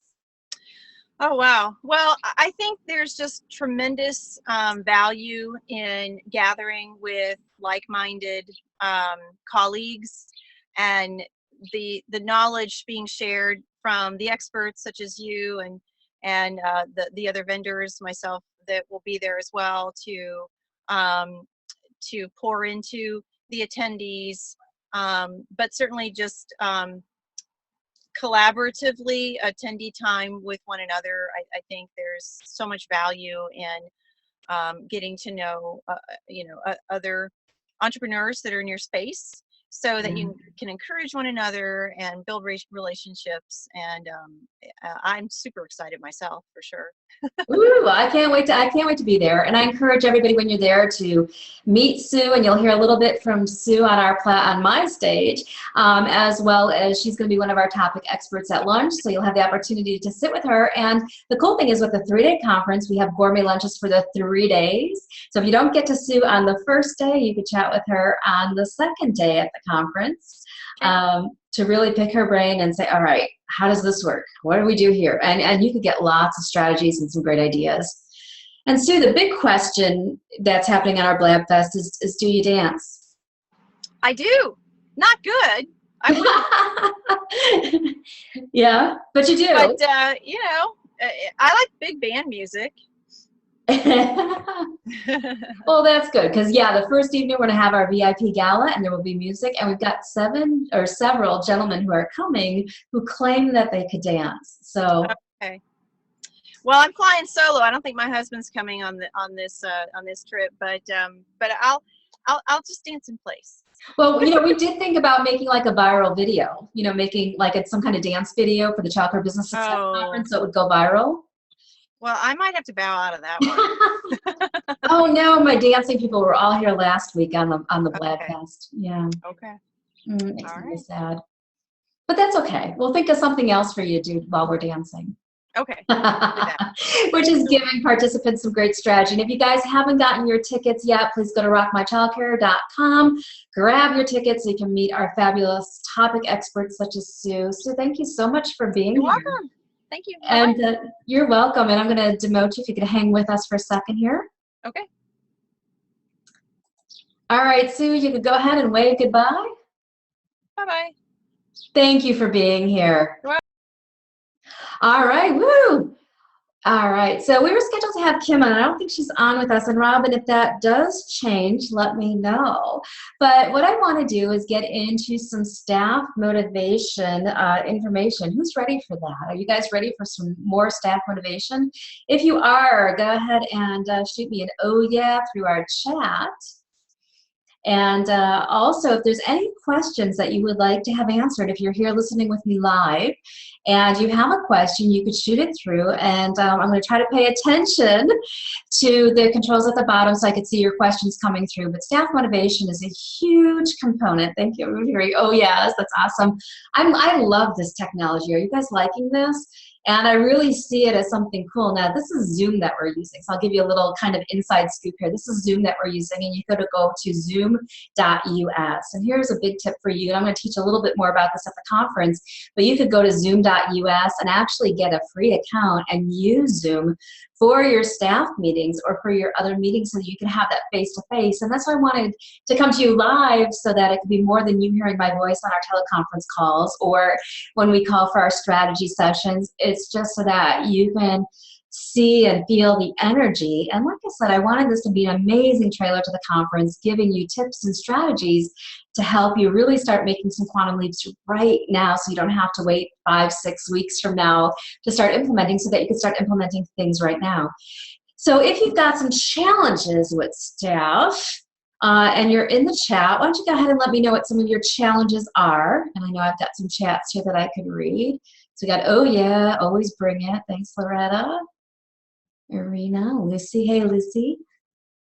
Okay. So if you've got some specific questions regarding staff motivation, when I first started in this industry over 17 years ago, it was my big mission. And our company was originally called Motivate Teachers. And it was my objective to help you manage, motivate, retain great staff. And I started presenting programs even into the school systems just about staff motivation. And after doing this for several years, I found that there was really a piece to the puzzle that was missing. And many people would often call me, and I'd get calls from all over the world. They wanted me to come in and fix their staff. People in China wanted to stop workplace gossip, so they'd say, Julie, tell me what I need to do to fix my staff and stop this. And I realized that there's a lot of something going on that we need to really change in the industry to experience a permanent shift that not only impacts ourselves being happy as business owners or administrators or directors, but we need to change things so that the kiddos, the little ones, the reason that we established our business is greatly impacted. And a lot of times we're searching for ways to stand out in our communities as the childcare program of choice. And I want to tell you that the clients I work with learn to discover that there's one way that they set themselves apart. And that way is by them and who they are. A lot of our owners go in hiding, like I said earlier. You just kind of put up a piece of paper. You're like, oh, I hope they don't see me. Oh, here's one of in our magazine, a lady hiding because of finances. But we put up, kind of shields that we're not seeing. But the biggest way that you're going to stand out in your community and differentiate yourself from all other childcare programs is by you being authentically and genuinely you and coming to terms and coming to grips with what does that mean and what does it look like and how does that fuel my vision. So what you really want to do is say, here I am. I've showed up. Now I could build my whole business and my whole culture built on me. But in my early years, when I was looking at staff motivation issues, Many times it was like, fix them, change them. So I established at the time a 5-step plan of action that I'm going to share with you on this call as much as we have time for, on this video format here, as much as we have time for, and what you really need to do to start having a motivated team. And we are going to be elaborating on this quite a bit at the conference this year, because everybody's asking me, Julie, where do I find good staff? It's like they're hiding, and I go to Indeed and I go to all these different places and I don't find them. But here's the thing is that I could take you through, if you and I were to talk personally one-on-one, is I can take you through some personal mind shifts in your mindset to where you start attracting your really dreamy, amazing staff members. So we have one question. Let's see. Lucy wants to know, dealing with a director who's getting frustrated with staff not meeting the standards. Vicious cycle.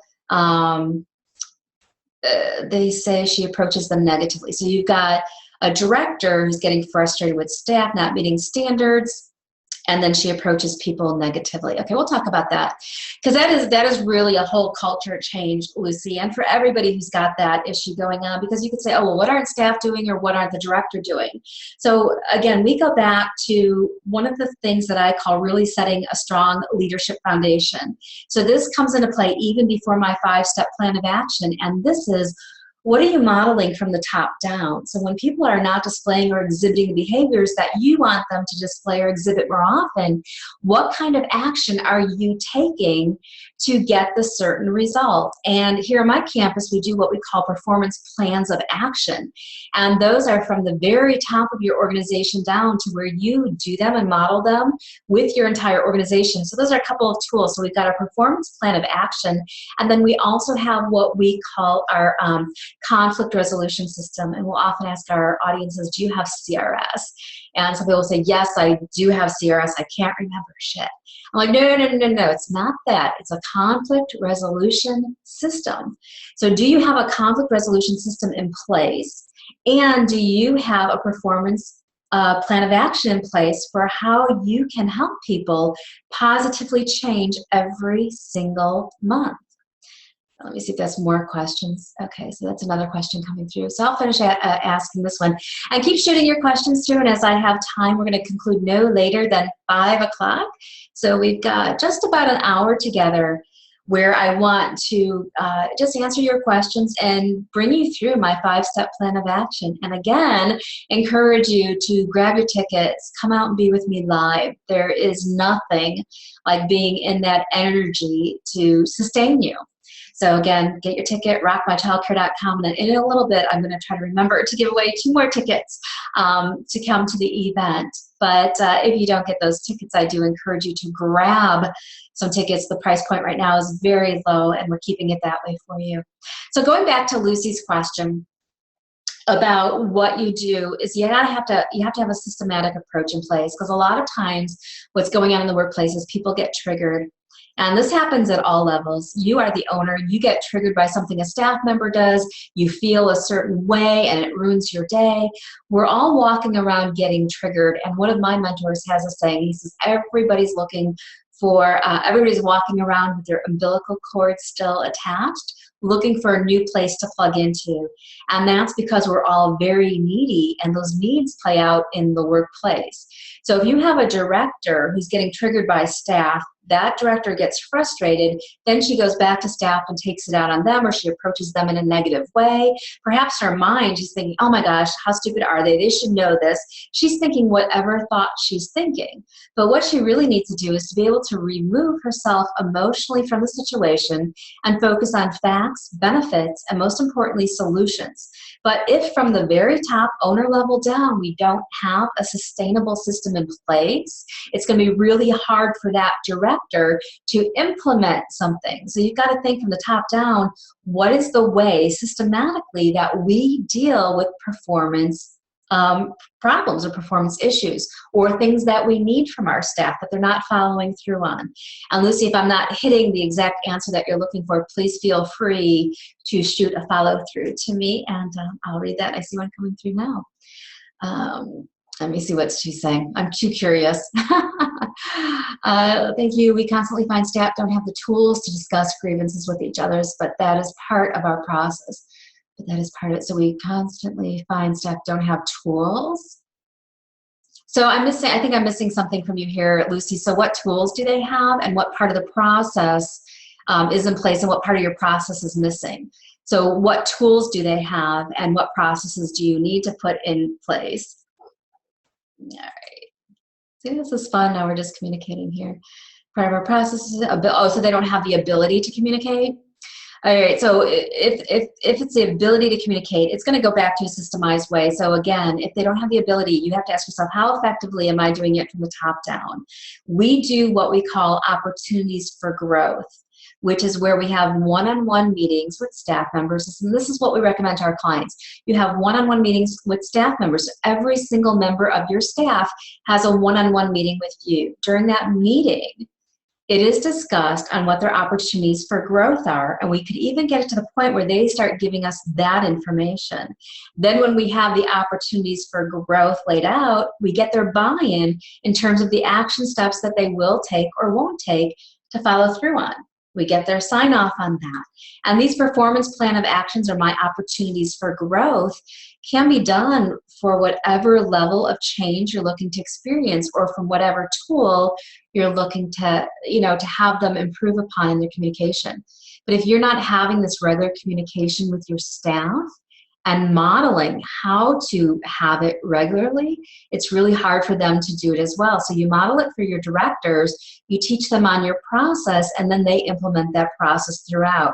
So if you're finding like, oh my goodness, my staff are just really ill-equipped to communicate in this fashion, you need to, number one, put yourself in situations where you're constantly getting uncomfortable, getting uncomfortable, so you could start the process of feeling more comfortable being uncomfortable. It's a little bit of a tongue twister. But if you have staff who can't communicate, you have to also take full responsibility for who these staff members are in your workplace, because number one, you hired them. Number two, you've trained them. Number three, you coached them. Number four, maybe you didn't fire them when you should have. And the way that you challenge your team to get uncomfortable is by helping them, giving them things that they need to do to stretch.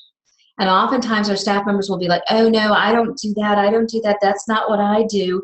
But you've really got to lay down the expectation that, hey, you know what, like Katie and Cindy were saying, this is my vision, and this is what we need to do to really raise up so that vision can be accomplished, so that you can experience some transformation.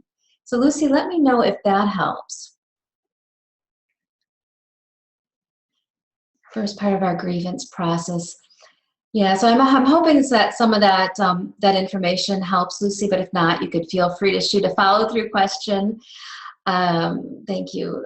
It's appreciated. Okay, but make sure I hit your answer, because I want to make sure, and that's kind of what's hard with me interpreting your questions via chat, because I may not get the full meaning of your question or the answer that you need. But make sure you've got your processes and systems in place. Your processes are really important. Like I shared in my childcare business success model, they support your vision. And if you're missing processes, then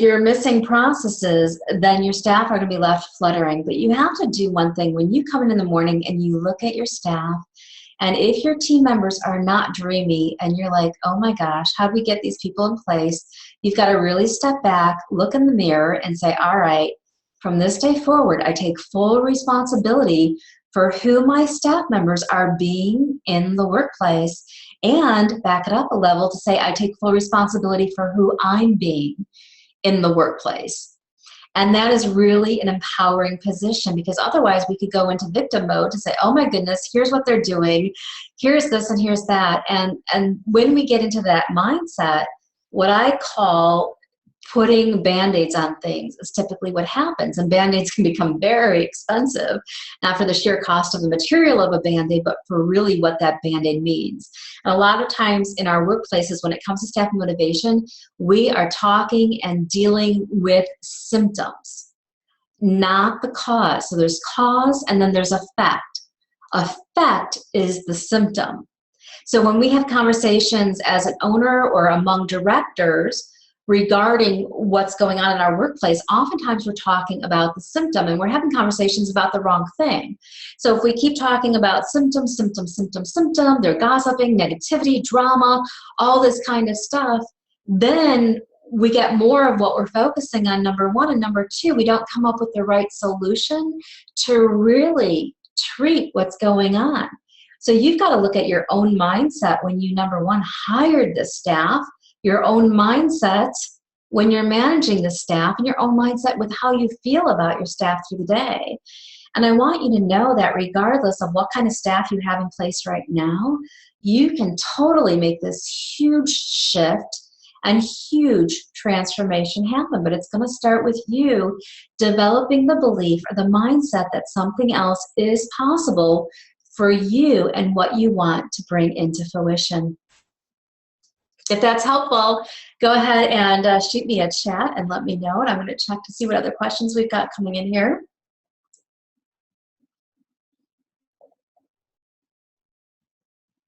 Okay, I think Lucy said that we did good with that answer. Thank you, Lucy.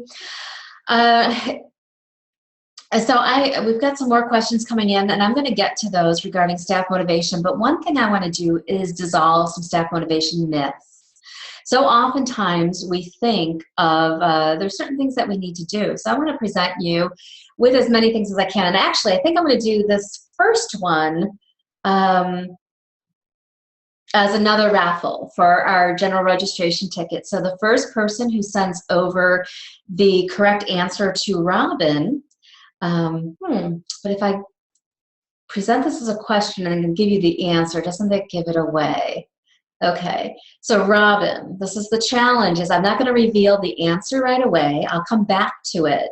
So you've got to kind of monitor the time frames that your responses come in and see who gets it first before I reveal it on air. So here's a true or false answer for you. True or false? Staff appreciation is staff motivation. Staff appreciation is staff motivation. True or false? Number one. Oh, I'm going to keep giving tickets away. Here's another one. Robin, this person gets a set of tickets too.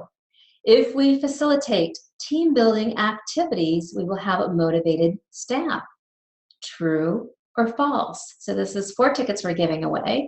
One's with a question of true or false. Staff appreciation is staff motivation. That's the first one. The second one is team building activities will avail us with a motivated staff. True or false? And I'll come back to these before we wrap up, and I'll reveal the answers to those things. So those will be for 2 more sets of general registration tickets to come out to the conference, and those might be the last ones I give away. So make sure that while we're still here blabbing, you go grab your tickets at rockmychildcare.com so you can join us, and so you can get into our owners only session happening the evening prior to the conference. All right, so let's see what's other chat questions here. Okay, I see Loretta's got a question coming in. Loretta, I am going to come back to that one. She says, okay, who's love? Okay, I'll come back to that one. All right, so what I want to do with you is just share. I want to share with you a 5-step plan of action to managing, motivating, and retaining great staff. And as I was stating earlier, when I first started teaching staff motivation strategies back, I think it was like 1999, after I left corporate America, and I did a stint in several different childcare programs as part of my professional training, and I also worked in retail. And in one of my retail positions, I remember, and this is the reason that I really developed this 5-step plan of action, is because I had this employee, well, let me back up for a moment. So in my retail position, I was just a worker, a staffer, and I was doing my job so good. It was a clothing store called ID, and I think it was based here in Chicagoland. It was ID, ID is what we called it. And I was working at ID, and one of the managers came up to me and she says, you know, Julie, you do such a great job doing what you do. How would you like to do more of what you love to do, except through other people? And I thought about this for a moment. I'm like, that's interesting. You know, you got a little bit of a raise, different place to set your coat when you came in. So I decided to take this job. And the first day that I was now the manager, basically it was like a pat on the back, good luck, and here's where you now get to sit, here's the discounts you now get, whatever. And I remember one day I came in and my employee Shannon came into work and she started straightening out the clothes on the clothes rack. And then she looked over at me. At only a couple minutes, we were just straightening. She's like, you know, Julie, she's like, I'm really hungry. She's like, I'm not sure what to do, but I think I want to go to McDonald's. And I sat there as a brand new manager with a staff member who just presented me with this challenge. And I'm like, okay, you punched in and now you want to go to McDonald's. So the only thought that came to my mind was, hey, you know what? If you want to go to McDonald's after you punch in, maybe you ought to think about working at McDonald's. I said that. And I don't know if what I said was right or wrong. I mean, I have some ideas now. But at the time, you know, it was the only thing that came to my mind. Well, the next day I was greeted by my regional manager who wasn't quite happy with what I said because now we had an employee who was contemplating working elsewhere, doubtfully at McDonald's, but she was thinking about going someplace else, let alone not working for me. But I realized at that moment that there's no strategies that people are teaching. There's nothing that people are sharing for having a motivated team. And when I was in corporate America, which is where I moved on to next in my journey, I had it was a period of 10 years, and due to constant right sizing and downsizing, I had 10 or 15 different supervisors. And I really started studying them to say, what is it that they do effectively to have a motivated team? And what is it that they do that really drains their team motivation? So I started making notes, writing things down and be like, okay, this works, this doesn't. And then when I had my own team to manage, I was more equipped. But it was really interesting that there was no training program for people who stepped into that leadership role. Just as, you know, it's hard for you to find resources when you're a director or when you're an owner to say, oh, this is going on with my staff. Now here's what I need to do more of or differently. You don't know. And that's one of the reasons that, you know, we created our conference so that we could give you answers so that you could take the guesswork out of your leadership. And at our conference, you actually have open mic time where you can come up to the mic and ask me questions regarding your specific challenges so that you make sure that you leave with concrete answers to what you're going through. So, you know, throughout all this time in corporate America, retail, childcare, I'm like, oh my goodness, there's no answers. And I just felt this calling to go out and start speaking. And I started talking. I left my job at corporate America, started speaking with anybody and everybody who was willing to listen, including the old men at the Rotary clubs. And in those days for me, being, I think, 28, 29, leaving, venturing out on my own, you know, they seem to be much older. But I started talking about workplace gossip, started talking about communication, started talking about communication gaps that happen. And one thing I noticed was that there would be childcare owners in my audience who'd say, Julie, we really need you to come and to talk to us about this thing that you're saying here with gossip. And I really started getting pulled in the direction, and it was almost this universal force saying, childcare, childcare, childcare. And I started dreaming about childcare and started conceptualizing motivate teachers in the business that I needed to start. And for 17 years now, I've really been helping owners create their positive, productive, and profitable childcare businesses. So we've switched from the company being Motivate Teachers to now being Childcare Business Success, because what we really do is provide that holistic solution so that when you fix yourself from the top down, you've got all of your key players in place, your dreamy staff. The next things that unfold is you have an amazingly full program. And sometimes the full program happens before the dreamy staff, but it happens in really good timing. But the thing is, you don't have to sit there and figure out the formula by yourself. I can really look at your situation after a 15-minute conversation with you and say, oh, yeah, here's what you need to do. You need to do this. You need to do that. You need to do that. And we'll be doing some of that at the conference too, where you'll have access to me to really help shine that light on what it is that you need to do more of or differently to experience a quantum leap in your childcare business. And if I'm chatting here, as if I'm chatting, you have questions, please feel free to shoot those through to me via chat, and I will answer those as I can. But I want to share with you my 5-step plan of action. Who's ready for that? If you're ready, I think there's something on your controls where you can raise your hands. Can you guys raise your hands? And I'm going to just take a little sip of water. So if you're ready, go ahead, raise your hand for me and let me see. You are ready? Woohoo! Okay, we've got hands coming in. Fantastic.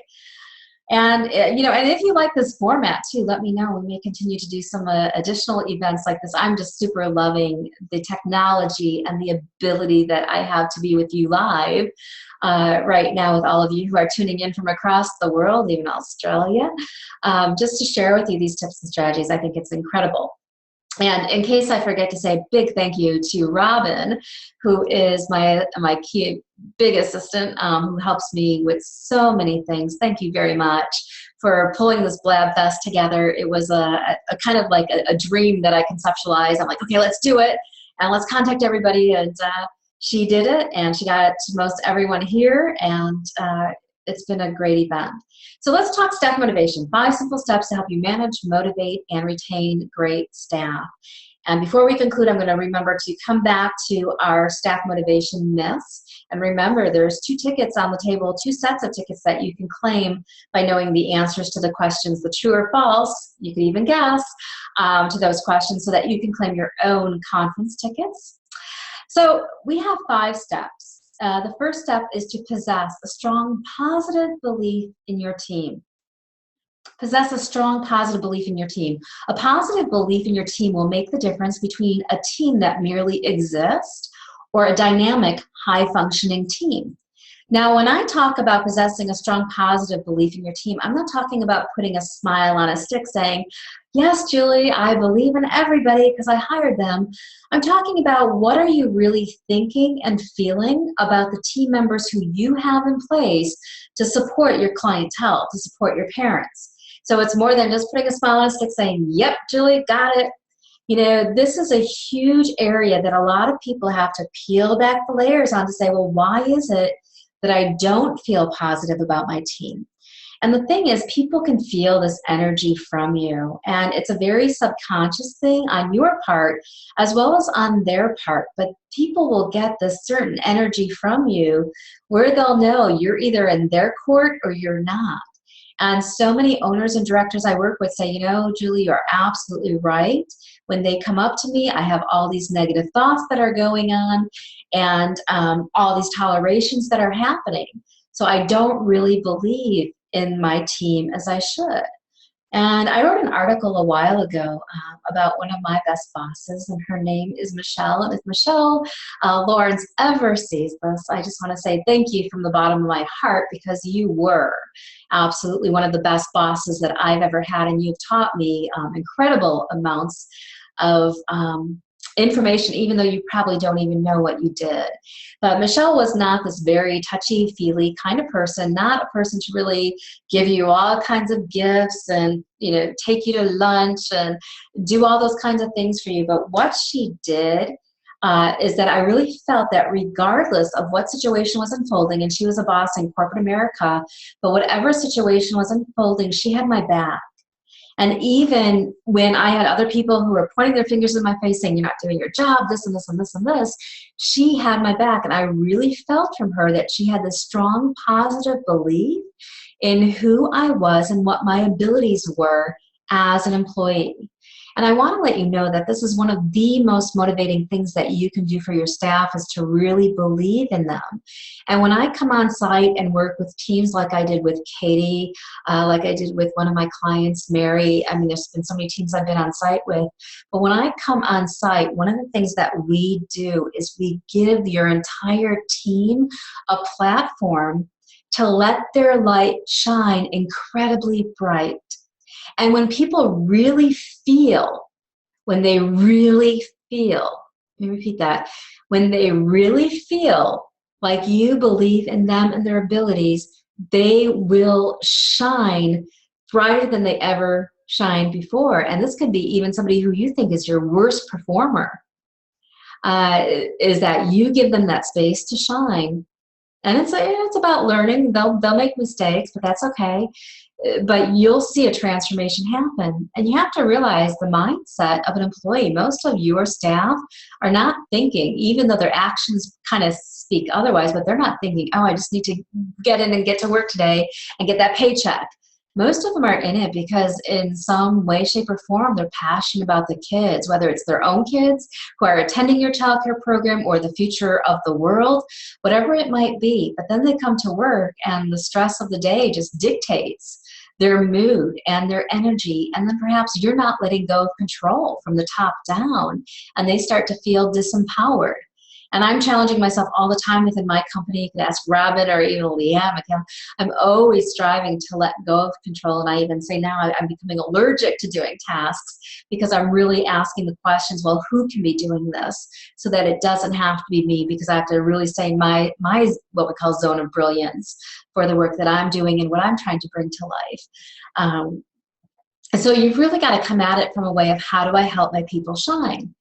And sometimes, and this is just one example, but sometimes I've heard that people will say, oh, you know, my staff member thinks that she's going to open up a childcare program someday, so I'm not going to fully invest in her being all that she can be while she's here, because then she's just going to steal my ideas and strategies and go open up her own place. You know, that's the mode of operating out of fear.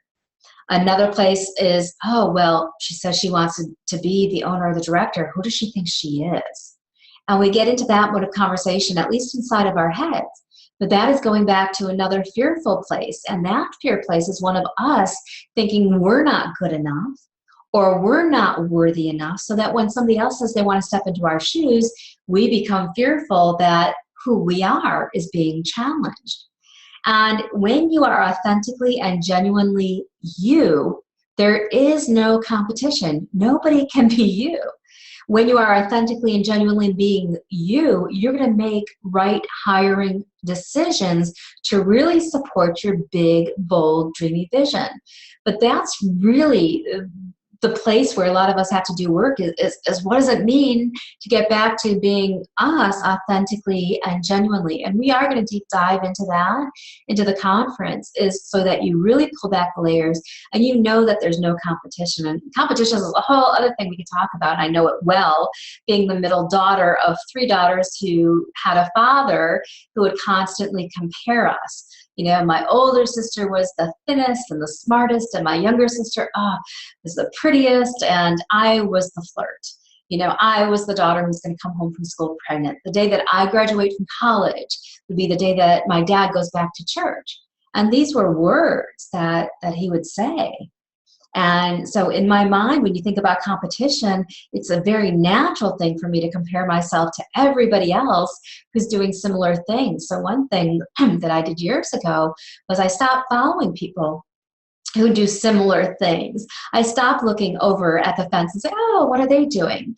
So I cut all ties to anybody else who's doing anything similar in the regards of watching it, you know, or seeing their emails or whatever it might be, so that I could just authentically and genuinely bring to life who I'm supposed to be and the way that I'm supposed to serve.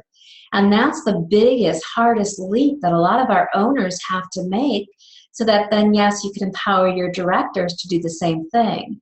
And when you're able to do that, that becomes one of the biggest gifts that you give to everybody who works as part of your vision, who's supporting you with that. So step number 1 is to possess a strong positive belief in your team. It's going to make a huge difference. And in order to do this, there's a couple of things that we can do to help the process along. And that is, number 1 is you have to recognize, what are the negative thoughts that I'm having? So on a day-to-day basis, write down your negative thoughts. And don't show them to anybody, but write them down for your own record. And just say, oh, here are all the negative thoughts that I'm thinking. I'm thinking this about Sarah. I'm thinking this about Susan. I'm thinking this about this. And write all those thoughts down. And I want you just to really become aware of the negative thoughts that you're thinking. And, you know, and if you're sitting there saying, Julie, I really don't think any negative thoughts. You know, I want to challenge you about that, because even me to this day, there's negative thoughts. You don't control the thoughts that pop into your mind. But what you can choose, and can choose very carefully, are the thoughts that you dwell on. So what kind of thoughts are you going to choose to dwell on? So when it comes to the negative thoughts that you think about your staff or about your program or about parents, it's kind of a clearing of the air, so to speak, to get really honest with yourself and say, yep, I'm having negative thoughts here. The next thing you want to do is ask yourself, are these negative thoughts that I want to transform? And that if I transform them, it would be an acceptable situation to me where I won't be thinking negative thoughts. Or are these thoughts being generated because this is something that I'm tolerating? The situation, I'm tolerating it over and over and over again. And to clear these negative thoughts from my mind, I need to implement strategy to really take care of the situation.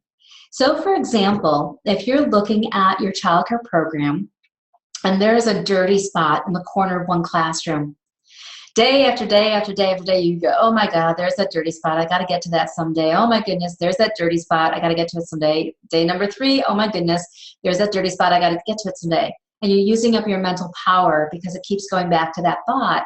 That would be a thought that you have to be like, you have to delegate it to somebody or you have to take care of it. Get rid of the freaking dirty spot so that it's not occupying mental space.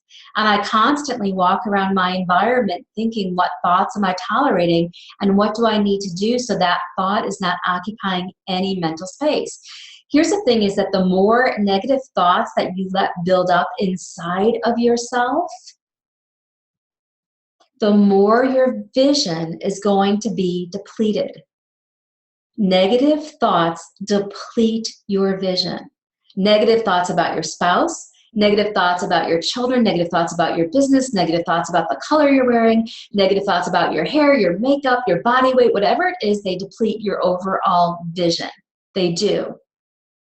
So it's really time to come clear and to come clean, I should say, and to really be clear about what those negative thoughts are. And this is a really profound lesson that in itself can help you set yourself apart from your competition. And if we're able to do this for ourselves, you know, you're going to make a huge impact on the lives of the directors and your teachers and the kids, because negative thinking is what society reinforces. And if you turn on the radio, if you look at people's Facebook posts, if you watch TV, you'll find people reiterating negative, negative, negative, negative, negative, negative, negative. And I want you to become aware. And what are your own negative thoughts that you're dwelling on? Become aware of those and then decide consciously, isn't this an interesting list of negative thoughts? Now decide, do I want to change these thoughts? Or am I going to continue to tolerate these thoughts? So then what you want to do is, and I almost think of this as a 4-column list, and this is how I started my journey, is I actually would make a 4-column list with my negative thoughts. Then I would list out what I call positive replacement thoughts. And positive replacement thoughts are not better negative thoughts, but they are thoughts that inspire you. They are thoughts that transform your state of existence. Positive thoughts typically start off with things like, I look forward to, I'm thankful for, what if today is the day, or I am. They put you in a position of power. And before you even put your feet on the ground in the morning, I want you to start thinking about your positive thoughts, the things you're grateful for, before you even do anything. Is start going through them in your head and building that positive, I call it a positive thought muscle. And in my campus, we actually have what I call power packs that we work with, which is really taking positive thoughts and positive thinking to a whole new level. It becomes the fuel beneath our wings, so to speak, so that when we're feeling low or feeling like we can't accomplish something, my students will pull out their power packs and they get a transformation happening very quickly. And that's what I want for you as well. So really working with your thoughts. Is that helping you guys? Let me know on the chat if that's helpful information.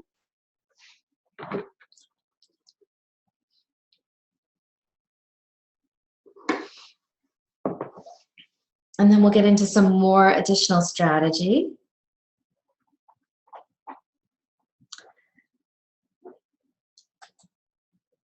Okay. So, that's step number 1. So let's take a look now at step number 2 in our 5-step plan of action for managing, motivating, and retaining great staff. And all of these steps are cumulative, meaning you've got to do step number 1, and then you get to 2, 3, 4, and 5. Now, the problem is most people will jump to step number 4 or step number 5 in our 5-step plan of action. So we skip out on the things that are truly transformational. Step number 2 in our 5-step plan of action is to create an environment where direct and open communication is a priority. So you want to create an environment where direct and open communication is a priority. And this is where we could spend 3 days just working on site with the team to help them really navigate through communication. So when we look at communication, I'll give you a few big pointers here. Is that earlier when we started chatting, I talked about symptoms. So there are these things that happen in our workplace called symptoms, and then there's the cause of the symptom. So cause and effect.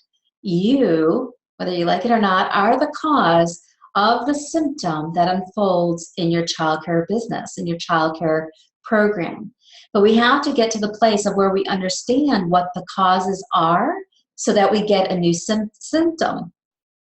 And I'm actually very skilled these days when somebody says, oh, we've got this going on, this kind of drama, this kind of gossip, this kind of negativity, whatever it might be. I'm actually really skilled at being able to say, oh, well, is this going on within you or your leadership team? And people will be like, yes, that's happening.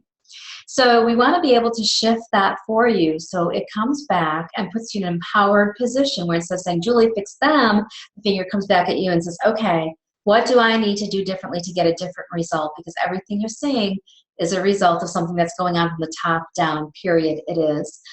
Responsibility means simply that you're saying, yep, I hired them, I didn't fire them, I didn't provide them with an opportunity for growth, I didn't document something, I didn't train them, I didn't coach them, I didn't grow them. And your most important role is to grow your staff. Now, whether they grow underneath your leadership or not is a different story. But that is what you need to really see your role, or that cap that you put on is to grow your staff. Interesting perspective, right? So when we think about communication barriers, these are things that are modeled from the top down that prevent you from getting direct communication, from giving it, and from being able to facilitate it. So when I look at communication with organizations, there are 3 components to it. It's getting it and giving it and facilitating it. All of those things are incredibly important, but yet they don't happen a lot because we have these communication, what I call communication barriers, that also are staff demotivators happening. And these are the things that are the symptoms. And then a lot of times we're even staying stuck in what the symptoms are, and that leads to more negative thoughts. And you probably heard me say it a couple times on the Blab Fest, but what you focus on expands. So if you're focusing on all of the symptomatic behaviors, gossip, tardiness, absenteeism, turnover, drama, negativity, people not doing their fair share of the work, whatever it might be, you keep focusing on those things, and guess what you're going to get more of? You're going to get more of those things. So when it comes to staff motivation, it's really important to understand what these communication barriers are, and we'll be going through these at the conference. But to give you a little bit of an idea, some of these things include, one of the big ones is hanging on to wrong staff for too long. So you think about if you make the decision to hang on to a staff member who you know in your heart should be let go of, what consequence does that have on your entire team? So what's the unfolding of events or of effects that happen as a result of that? So that's one of them. Another one is being too nice. We have our terrible twos, being too nice, too friendly, those things. Lack of vision. Where there is no vision, your people will, who's got it? I should give another set of tickets away for this one, but I think you know it. Lack of vision, your people will perish. And that's why, the vision equation part of this is so critically important to pull yourself back to breathe life into your vision and to think of your vision as a living, breathing entity, because without it, everything else collapses. And a lot of times we're looking at the model backwards, where we're like, oh, we need just enrollment building strategy, we need marketing strategies, we need marketing ideas, but it's really a holistic view that you need to implement to get the results that you desire. So when we come back to communication barriers, again, these are all things that are modeled from the top down. We've got communication gaps is another one, being too friendly, too nice, the terrible twos. But let me give you a couple simple ones. One is even untimely performance reviews. That's a huge cause that leads to a certain symptom happening. So that is a communication barrier. And the cool thing is a lot of these have super easy fixes, but you just have to become aware of what they are. And that gives you a lot of gold to really go back and implement into your program so that you are standing out as the childcare program of choice. And so that you not only have clientele who are raving fans, but now you have staff members who are raving fans as well. And that's the really exciting place that I love to get people to.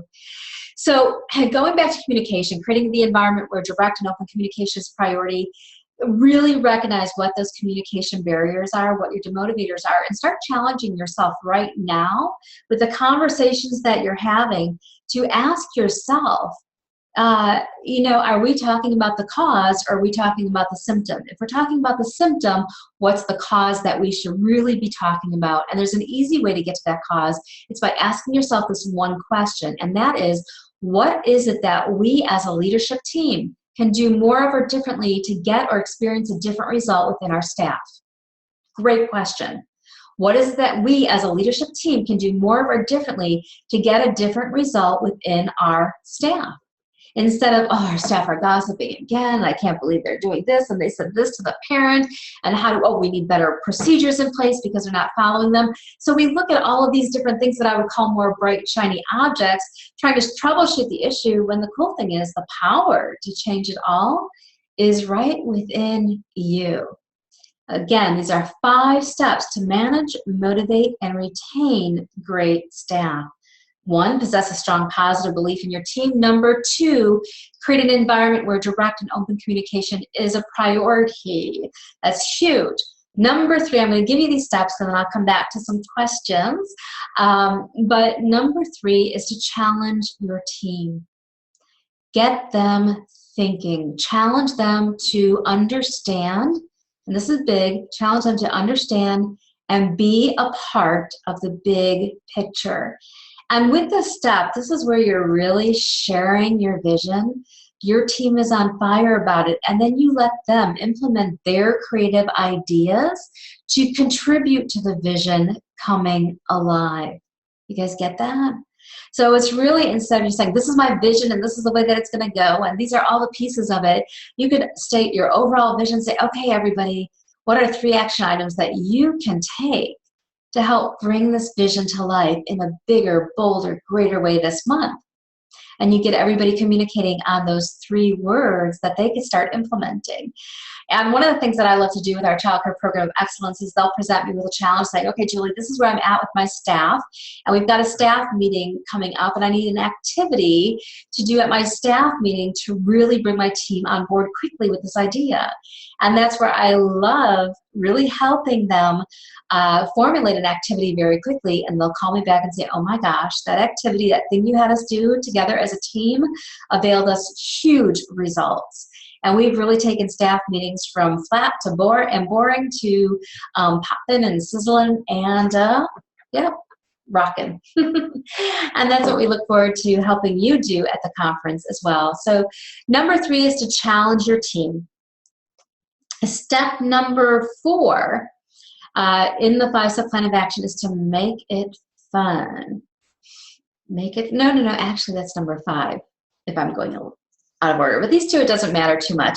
But step number 4 is really staff appreciation. And I did ask you a raffle question, so I hope you got your answers to Robin before I'm revealing this here. But if not, I might let you cheat, we'll see. But step number 4 is staff appreciation. A lot of times we think staff appreciation is staff motivation, but staff appreciation is one component of staff motivation. It's one component, and it is not even the number 1 component. Staff motivation, when used effectively, helps you reinforce the behaviors or the attitudes or the actions that you want to see more often from your team. The problem and where staff motivation goes wrong is when we're like, oh, staff's unmotivated, we need to motivate them, so let's go buy them donuts. The donut strategy does not work. The chocolate strategy does not work. It might get you people who have temporarily altered their moods because of the chemical intake of the sugar or whatever it is. But it is not people who are really motivated. It's the old saying of how many carrots do you need to dangle in front of their face so they sustain their motivation levels. So staff motivation is not staff appreciation, but staff appreciation is one component of the bigger equation. And if there's anything that I would tell you to do to really start having a motivated staff right now, that would be to work the first 3 steps in this 5-step plan of action. So it is to have, possess that strong positive belief in your team, create an environment where direct and open communication is a priority, and to challenge your team. Those 3 things alone will get you amazing results when you shift your mindset where it needs to be and you implement the next best strategy to get to the next level of where you want to go. And again, I'll be answering questions in a few minutes. So if you have some for me, please go ahead and submit those through the chat. And I know this Blab has got, we've been running long sessions here, but it's a pleasure to be here with you. And I'm thrilled that we're able to do this. And I hope you're going to come and join us. This is our teaser trailer for our Childcare Business Success Conference at rockmychildcare.com. That's where you can claim your ticket and get in on our incredible early bird pricing and reserve your seat and claim one of our seats that are left for our special owners only session happening the evening before the conference. So step number 4 was to have staff appreciation and use it as an effective tool to appreciate team members when they exhibit or display behaviors that you would like them to display or exhibit more often. The 5th step in our 5-step plan of action that we work through is making it fun. When things are fun, people show up. When people are just going to be reprimanded and criticized or critiqued, it is not fun. So your challenge is to think on top of all of these strategies, having that positive mindset, communicating, closing all communication gaps, accepting responsibility from the top down of your organization, and then understanding now how do we really take the culture that we want to cultivate, the brand that is unique to us, and make that our style of having fun here in our childcare program. And there's one thing that has transformational power to instantaneously change moods, and that is music. It is incredibly transformational. So how can you even just use music to transition from the end of day's craziness into a powerful, productive staff meeting so that you can begin the process of making it one that truly sizzles? Woo! Good tips. You guys are liking these woohoo music, right? Lucy knows that from our conference, and that's why we're asking our topic experts if they dance, because, dancing is a part of it. And it is true that it shifts your mood instantaneously to be able to have that music that changes your energy. And you've got your favorite song or 2 or 3 or 4 that will shift your mood. Well, your staff has their favorite songs too. So part of your process in terms of making it fun could be to have a fun survey in place where you ask staff several questions that we'll be laying out for you at the Childcare Business Success Conference, but one of them could be, what's your favorite music? And when they set and achieve a certain goal, you could let them pick the theme song for your staff meeting or for your virtual training event, whatever it might be. But there's different ways that you can work music in to make it incredibly transformational. And I want to bring this back to you selling your childcare program and the way that people make their buying decisions. And people will buy or enroll in your childcare program based on the emotional connections that they feel to you and your business. The problem is that a lot of our business owners lose that emotional connection that they feel for their childcare businesses. So the more emotional connection pieces that you bring back for you into your business, the more emotionally connected you're going to be to your business, which will translate to higher conversion rates when it comes to enrolling. And if there's a favorite song of yours and it's a clean enough song, can you incorporate it into your childcare business? Can it be part of your marketing? Can it be part of your open houses? Can you incorporate it so that when people walk through the doors to get into your program, they're greeted by that favorite song, or you're greeted? The more things that you get excited about, even if it's the diapers or the coffee machine or whatever it is that you utilize in your childcare business, the more you get excited about those things. Like, I'm totally excited about Zoom, and we're going to be using that as one of our key elements for communicating within our company. But the more that you get in touch with that and you establish all these different communication or emotional connection points, it feeds your vision. Remember, negative thoughts deplete your vision. The positive thoughts, the emotional connections, grow your vision. And your vision is either growing or it's collapsing. The choice is yours to make in terms of, is it going to expand today or is it going to collapse today? So every single day, your actions are expanding it, depleting it. And another thing that expands your vision is just conversations. And we're going to talk about this at the conferences. How do you have conversations that convert to cash for you? How do you have conversations that convert to cash, convert to enrollments?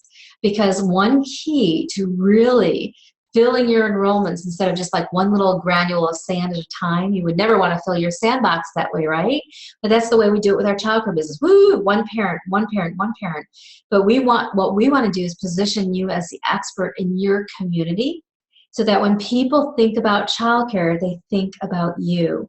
And what we're going to show you at the conference is nothing that anybody else is doing in your community. I'm pretty sure of it. To position themselves as the expert.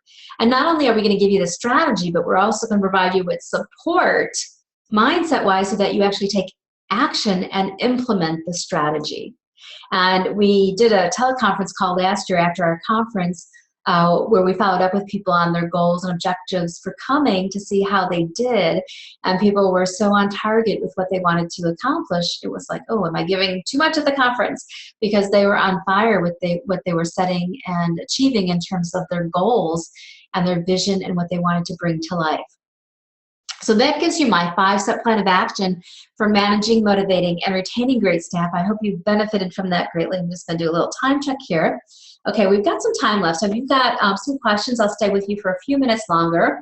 And I'm going to go back to the ones that were asked on our chat. And Robin, if for some reason Kim did show up, please let me know. Otherwise, we'll continue with questions. Okay. Let me see what we've got going on in here.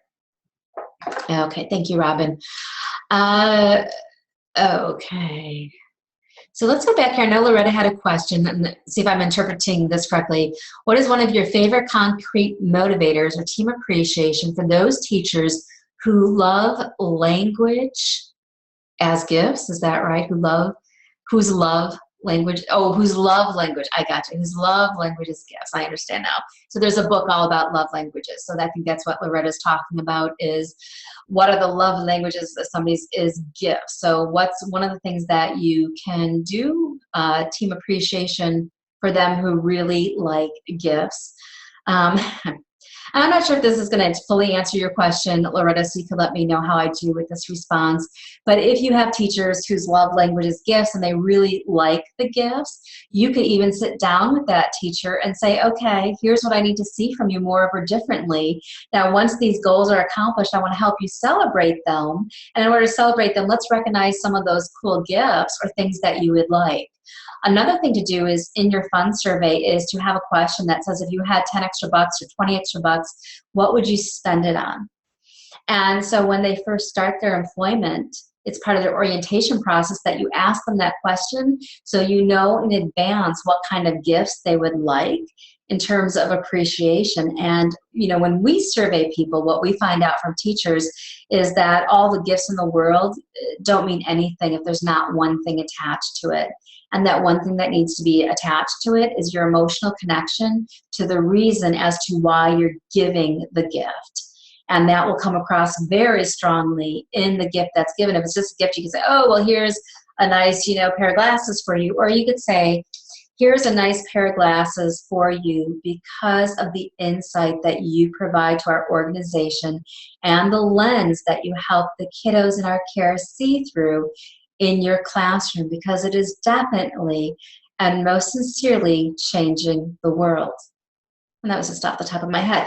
So you could kind of see how you can use it. It's like, here's your glasses, great job. Or you could say, here's the glasses for the insight you provide. Here's the glasses for the lens you help the children see through.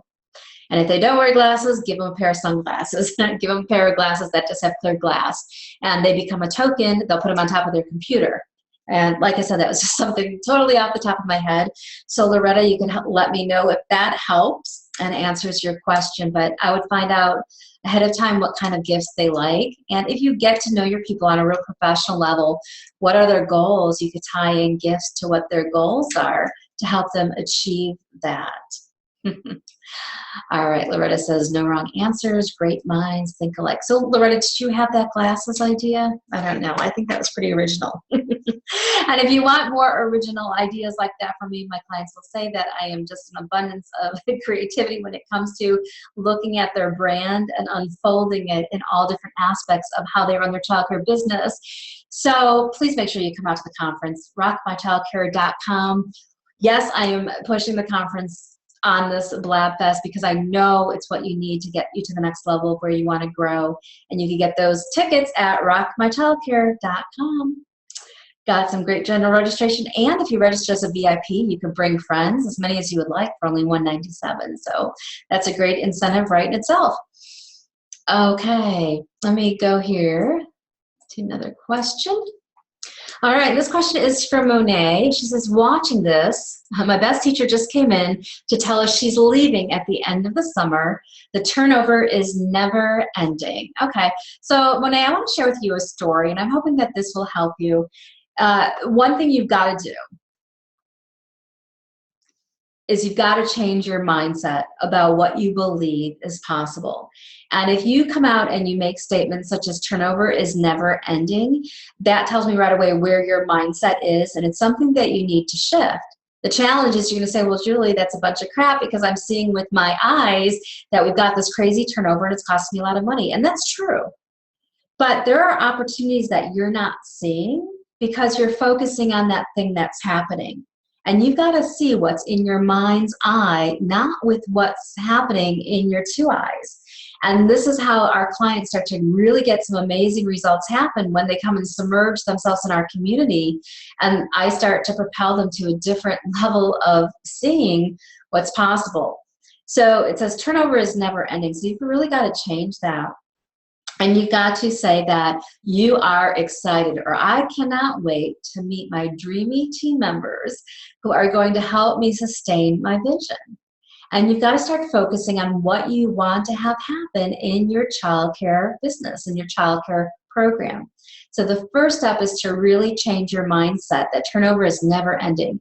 And it's a truth, and it's a truth for probably most all childcare business owners and childcare leaders, but it's a truth because you're accepting it as the truth. You could totally call BS to it and start seeing a different truth and start saying, no, you know what? Something else is possible for me. But you've got to do it through giving yourself a new experience first by the words that are coming out of your mouth. In terms of what you're saying is your reality. I had a situation where I had a virtual team member who I was incredibly dependent upon. She was running so many systems and working LinkedIn for me and doing fantastic.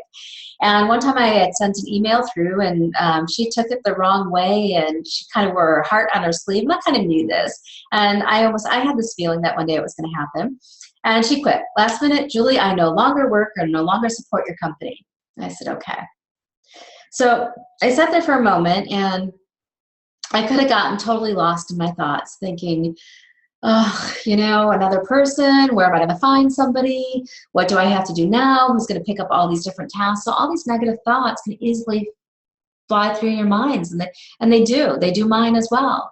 But what I'm so skilled at these days is recognizing them very quickly and then transforming them around so I do have a different experience. And in this example, my son came into the house and I told him what had happened. He's like, oh, I'm so sorry.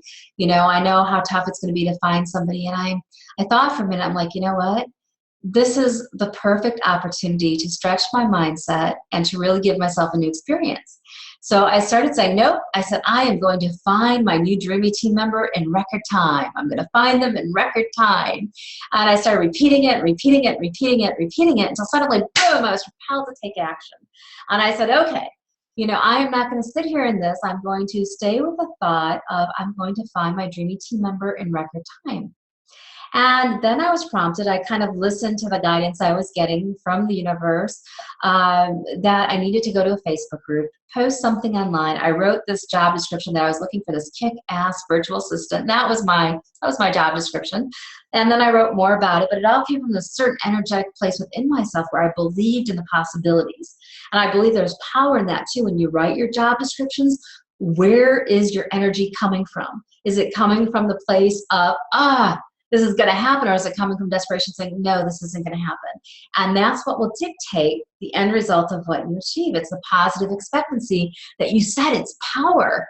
And this is power that you could claim. You could start having a different expectancy about what's going to happen. But it's a mindset shift that we all constantly go through with ourselves. But if you can master this, you're going to start seeing some different results transpire in your childcare program, Monet. You really are. But I stayed with this thought of, oh my goodness, my new dreamy team members are going to be here quicker, faster, ever, and find them in record time. I went and posted on Facebook group. I got like 7 people who private messaged me. I was quickly able to dwindle it down to 3 people, then to 2, then to 1. And we chatted for several hours online via Facebook. I hired her. She started the next day. My son left me in one state, came back home, and I said, guess what just happened? And he's like, what? He's like, you found something? I'm like, yes. And she brings a greater level of energy, skill, and tools with her than the person who was leaving. And that's what you've got to open your mind to, that you are going to attract an even more amazing energy to support your vision. But now if your vision is depleted and you're not connected to it, that statement in your mind, you're just going to be calling BS to it because you don't even believe in your vision that you have, let alone attracting somebody who's going to believe in that vision.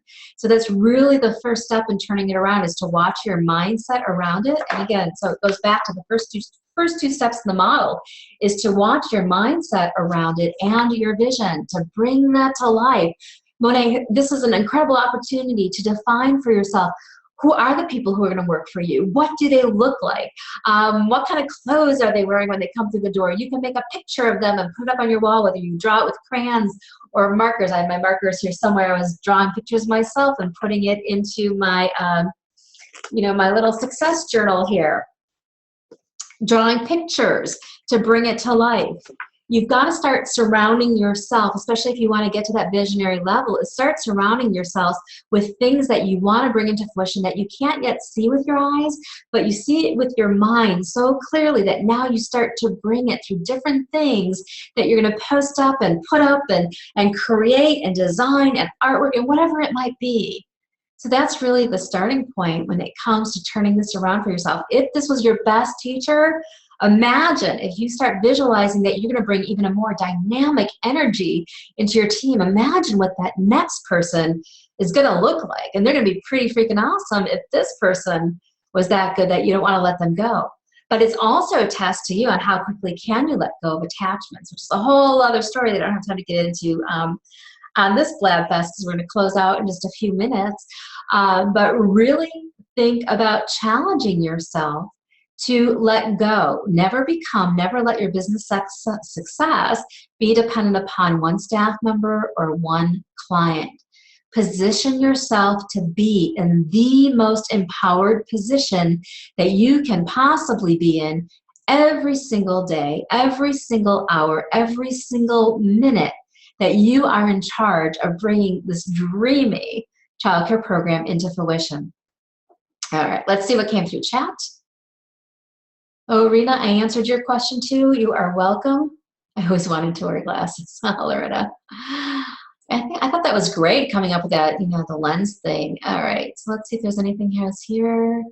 That was Monet. Monet, let me know if that helped you out. You know, you could shoot through a follow-up question, but I really want to make sure you guys get some answers to your question. And I think, and if there's something I missed, feel free to copy and paste your question in case I'm not seeing it. I'm going back through a little bit. Okay.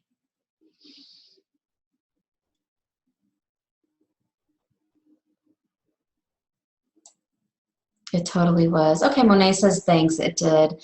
All right, fantastic. And that's a starting point. You know, the thing that's super, super, super hard and challenging is that, you know, I could be on this call with you right now and you're going to feel strength from my words, but then you're going to go back into your environment and you're going to start having your negative thoughts because you're surrounded by your staff. It's the same old situation. So that's why I want you to come to the conference. I want you to spend 3 transformational days with me. I want you to go and get your ticket so that we can really support your mindset and give you the strategy that you need to get to the next level where you want to grow. And if you're full with enrollments, fantastic, congratulations. The next place for you to grow is to really think about, do I have my dreamy staff in place, the ones who are our raving fans? Because if they're not, and the parents aren't your raving fans, that's profit that's dripping out of your pocket as well. And at the conference, we're going to get a little bit clear about what those numbers are and what specifically you need to do to get different results happening for you. So I want to encourage all of you, if you haven't gotten your ticket yet, please go to rockmychildcare.com. Grab your seat, get into our closed door owners only session. That's going to be very limited for a handful of people to get into that, but it's going to be an incredible experience. I personally cannot wait to welcome you to Chicagoland, and I hope this Blab Fest was incredibly helpful for you and provided you with some great tips and strategies in addition to promptings to come to the conference, but really provided you with some great tips and strategies that you can implement immediately to grow your childcare business. So if there's anything you want to say to me in closing, go ahead and shoot a chat. I'll take a sip.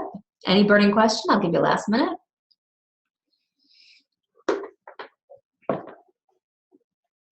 All right. Chat. Thanks, Julie. Can't wait to see you there. Oh, Loretta, can't wait to see you there either. It's going to be amazing. All right, everyone. I'm Julie Bartkus. It's been a pleasure to be here with you. You'll hear more from me. I hope that you're following us on Facebook.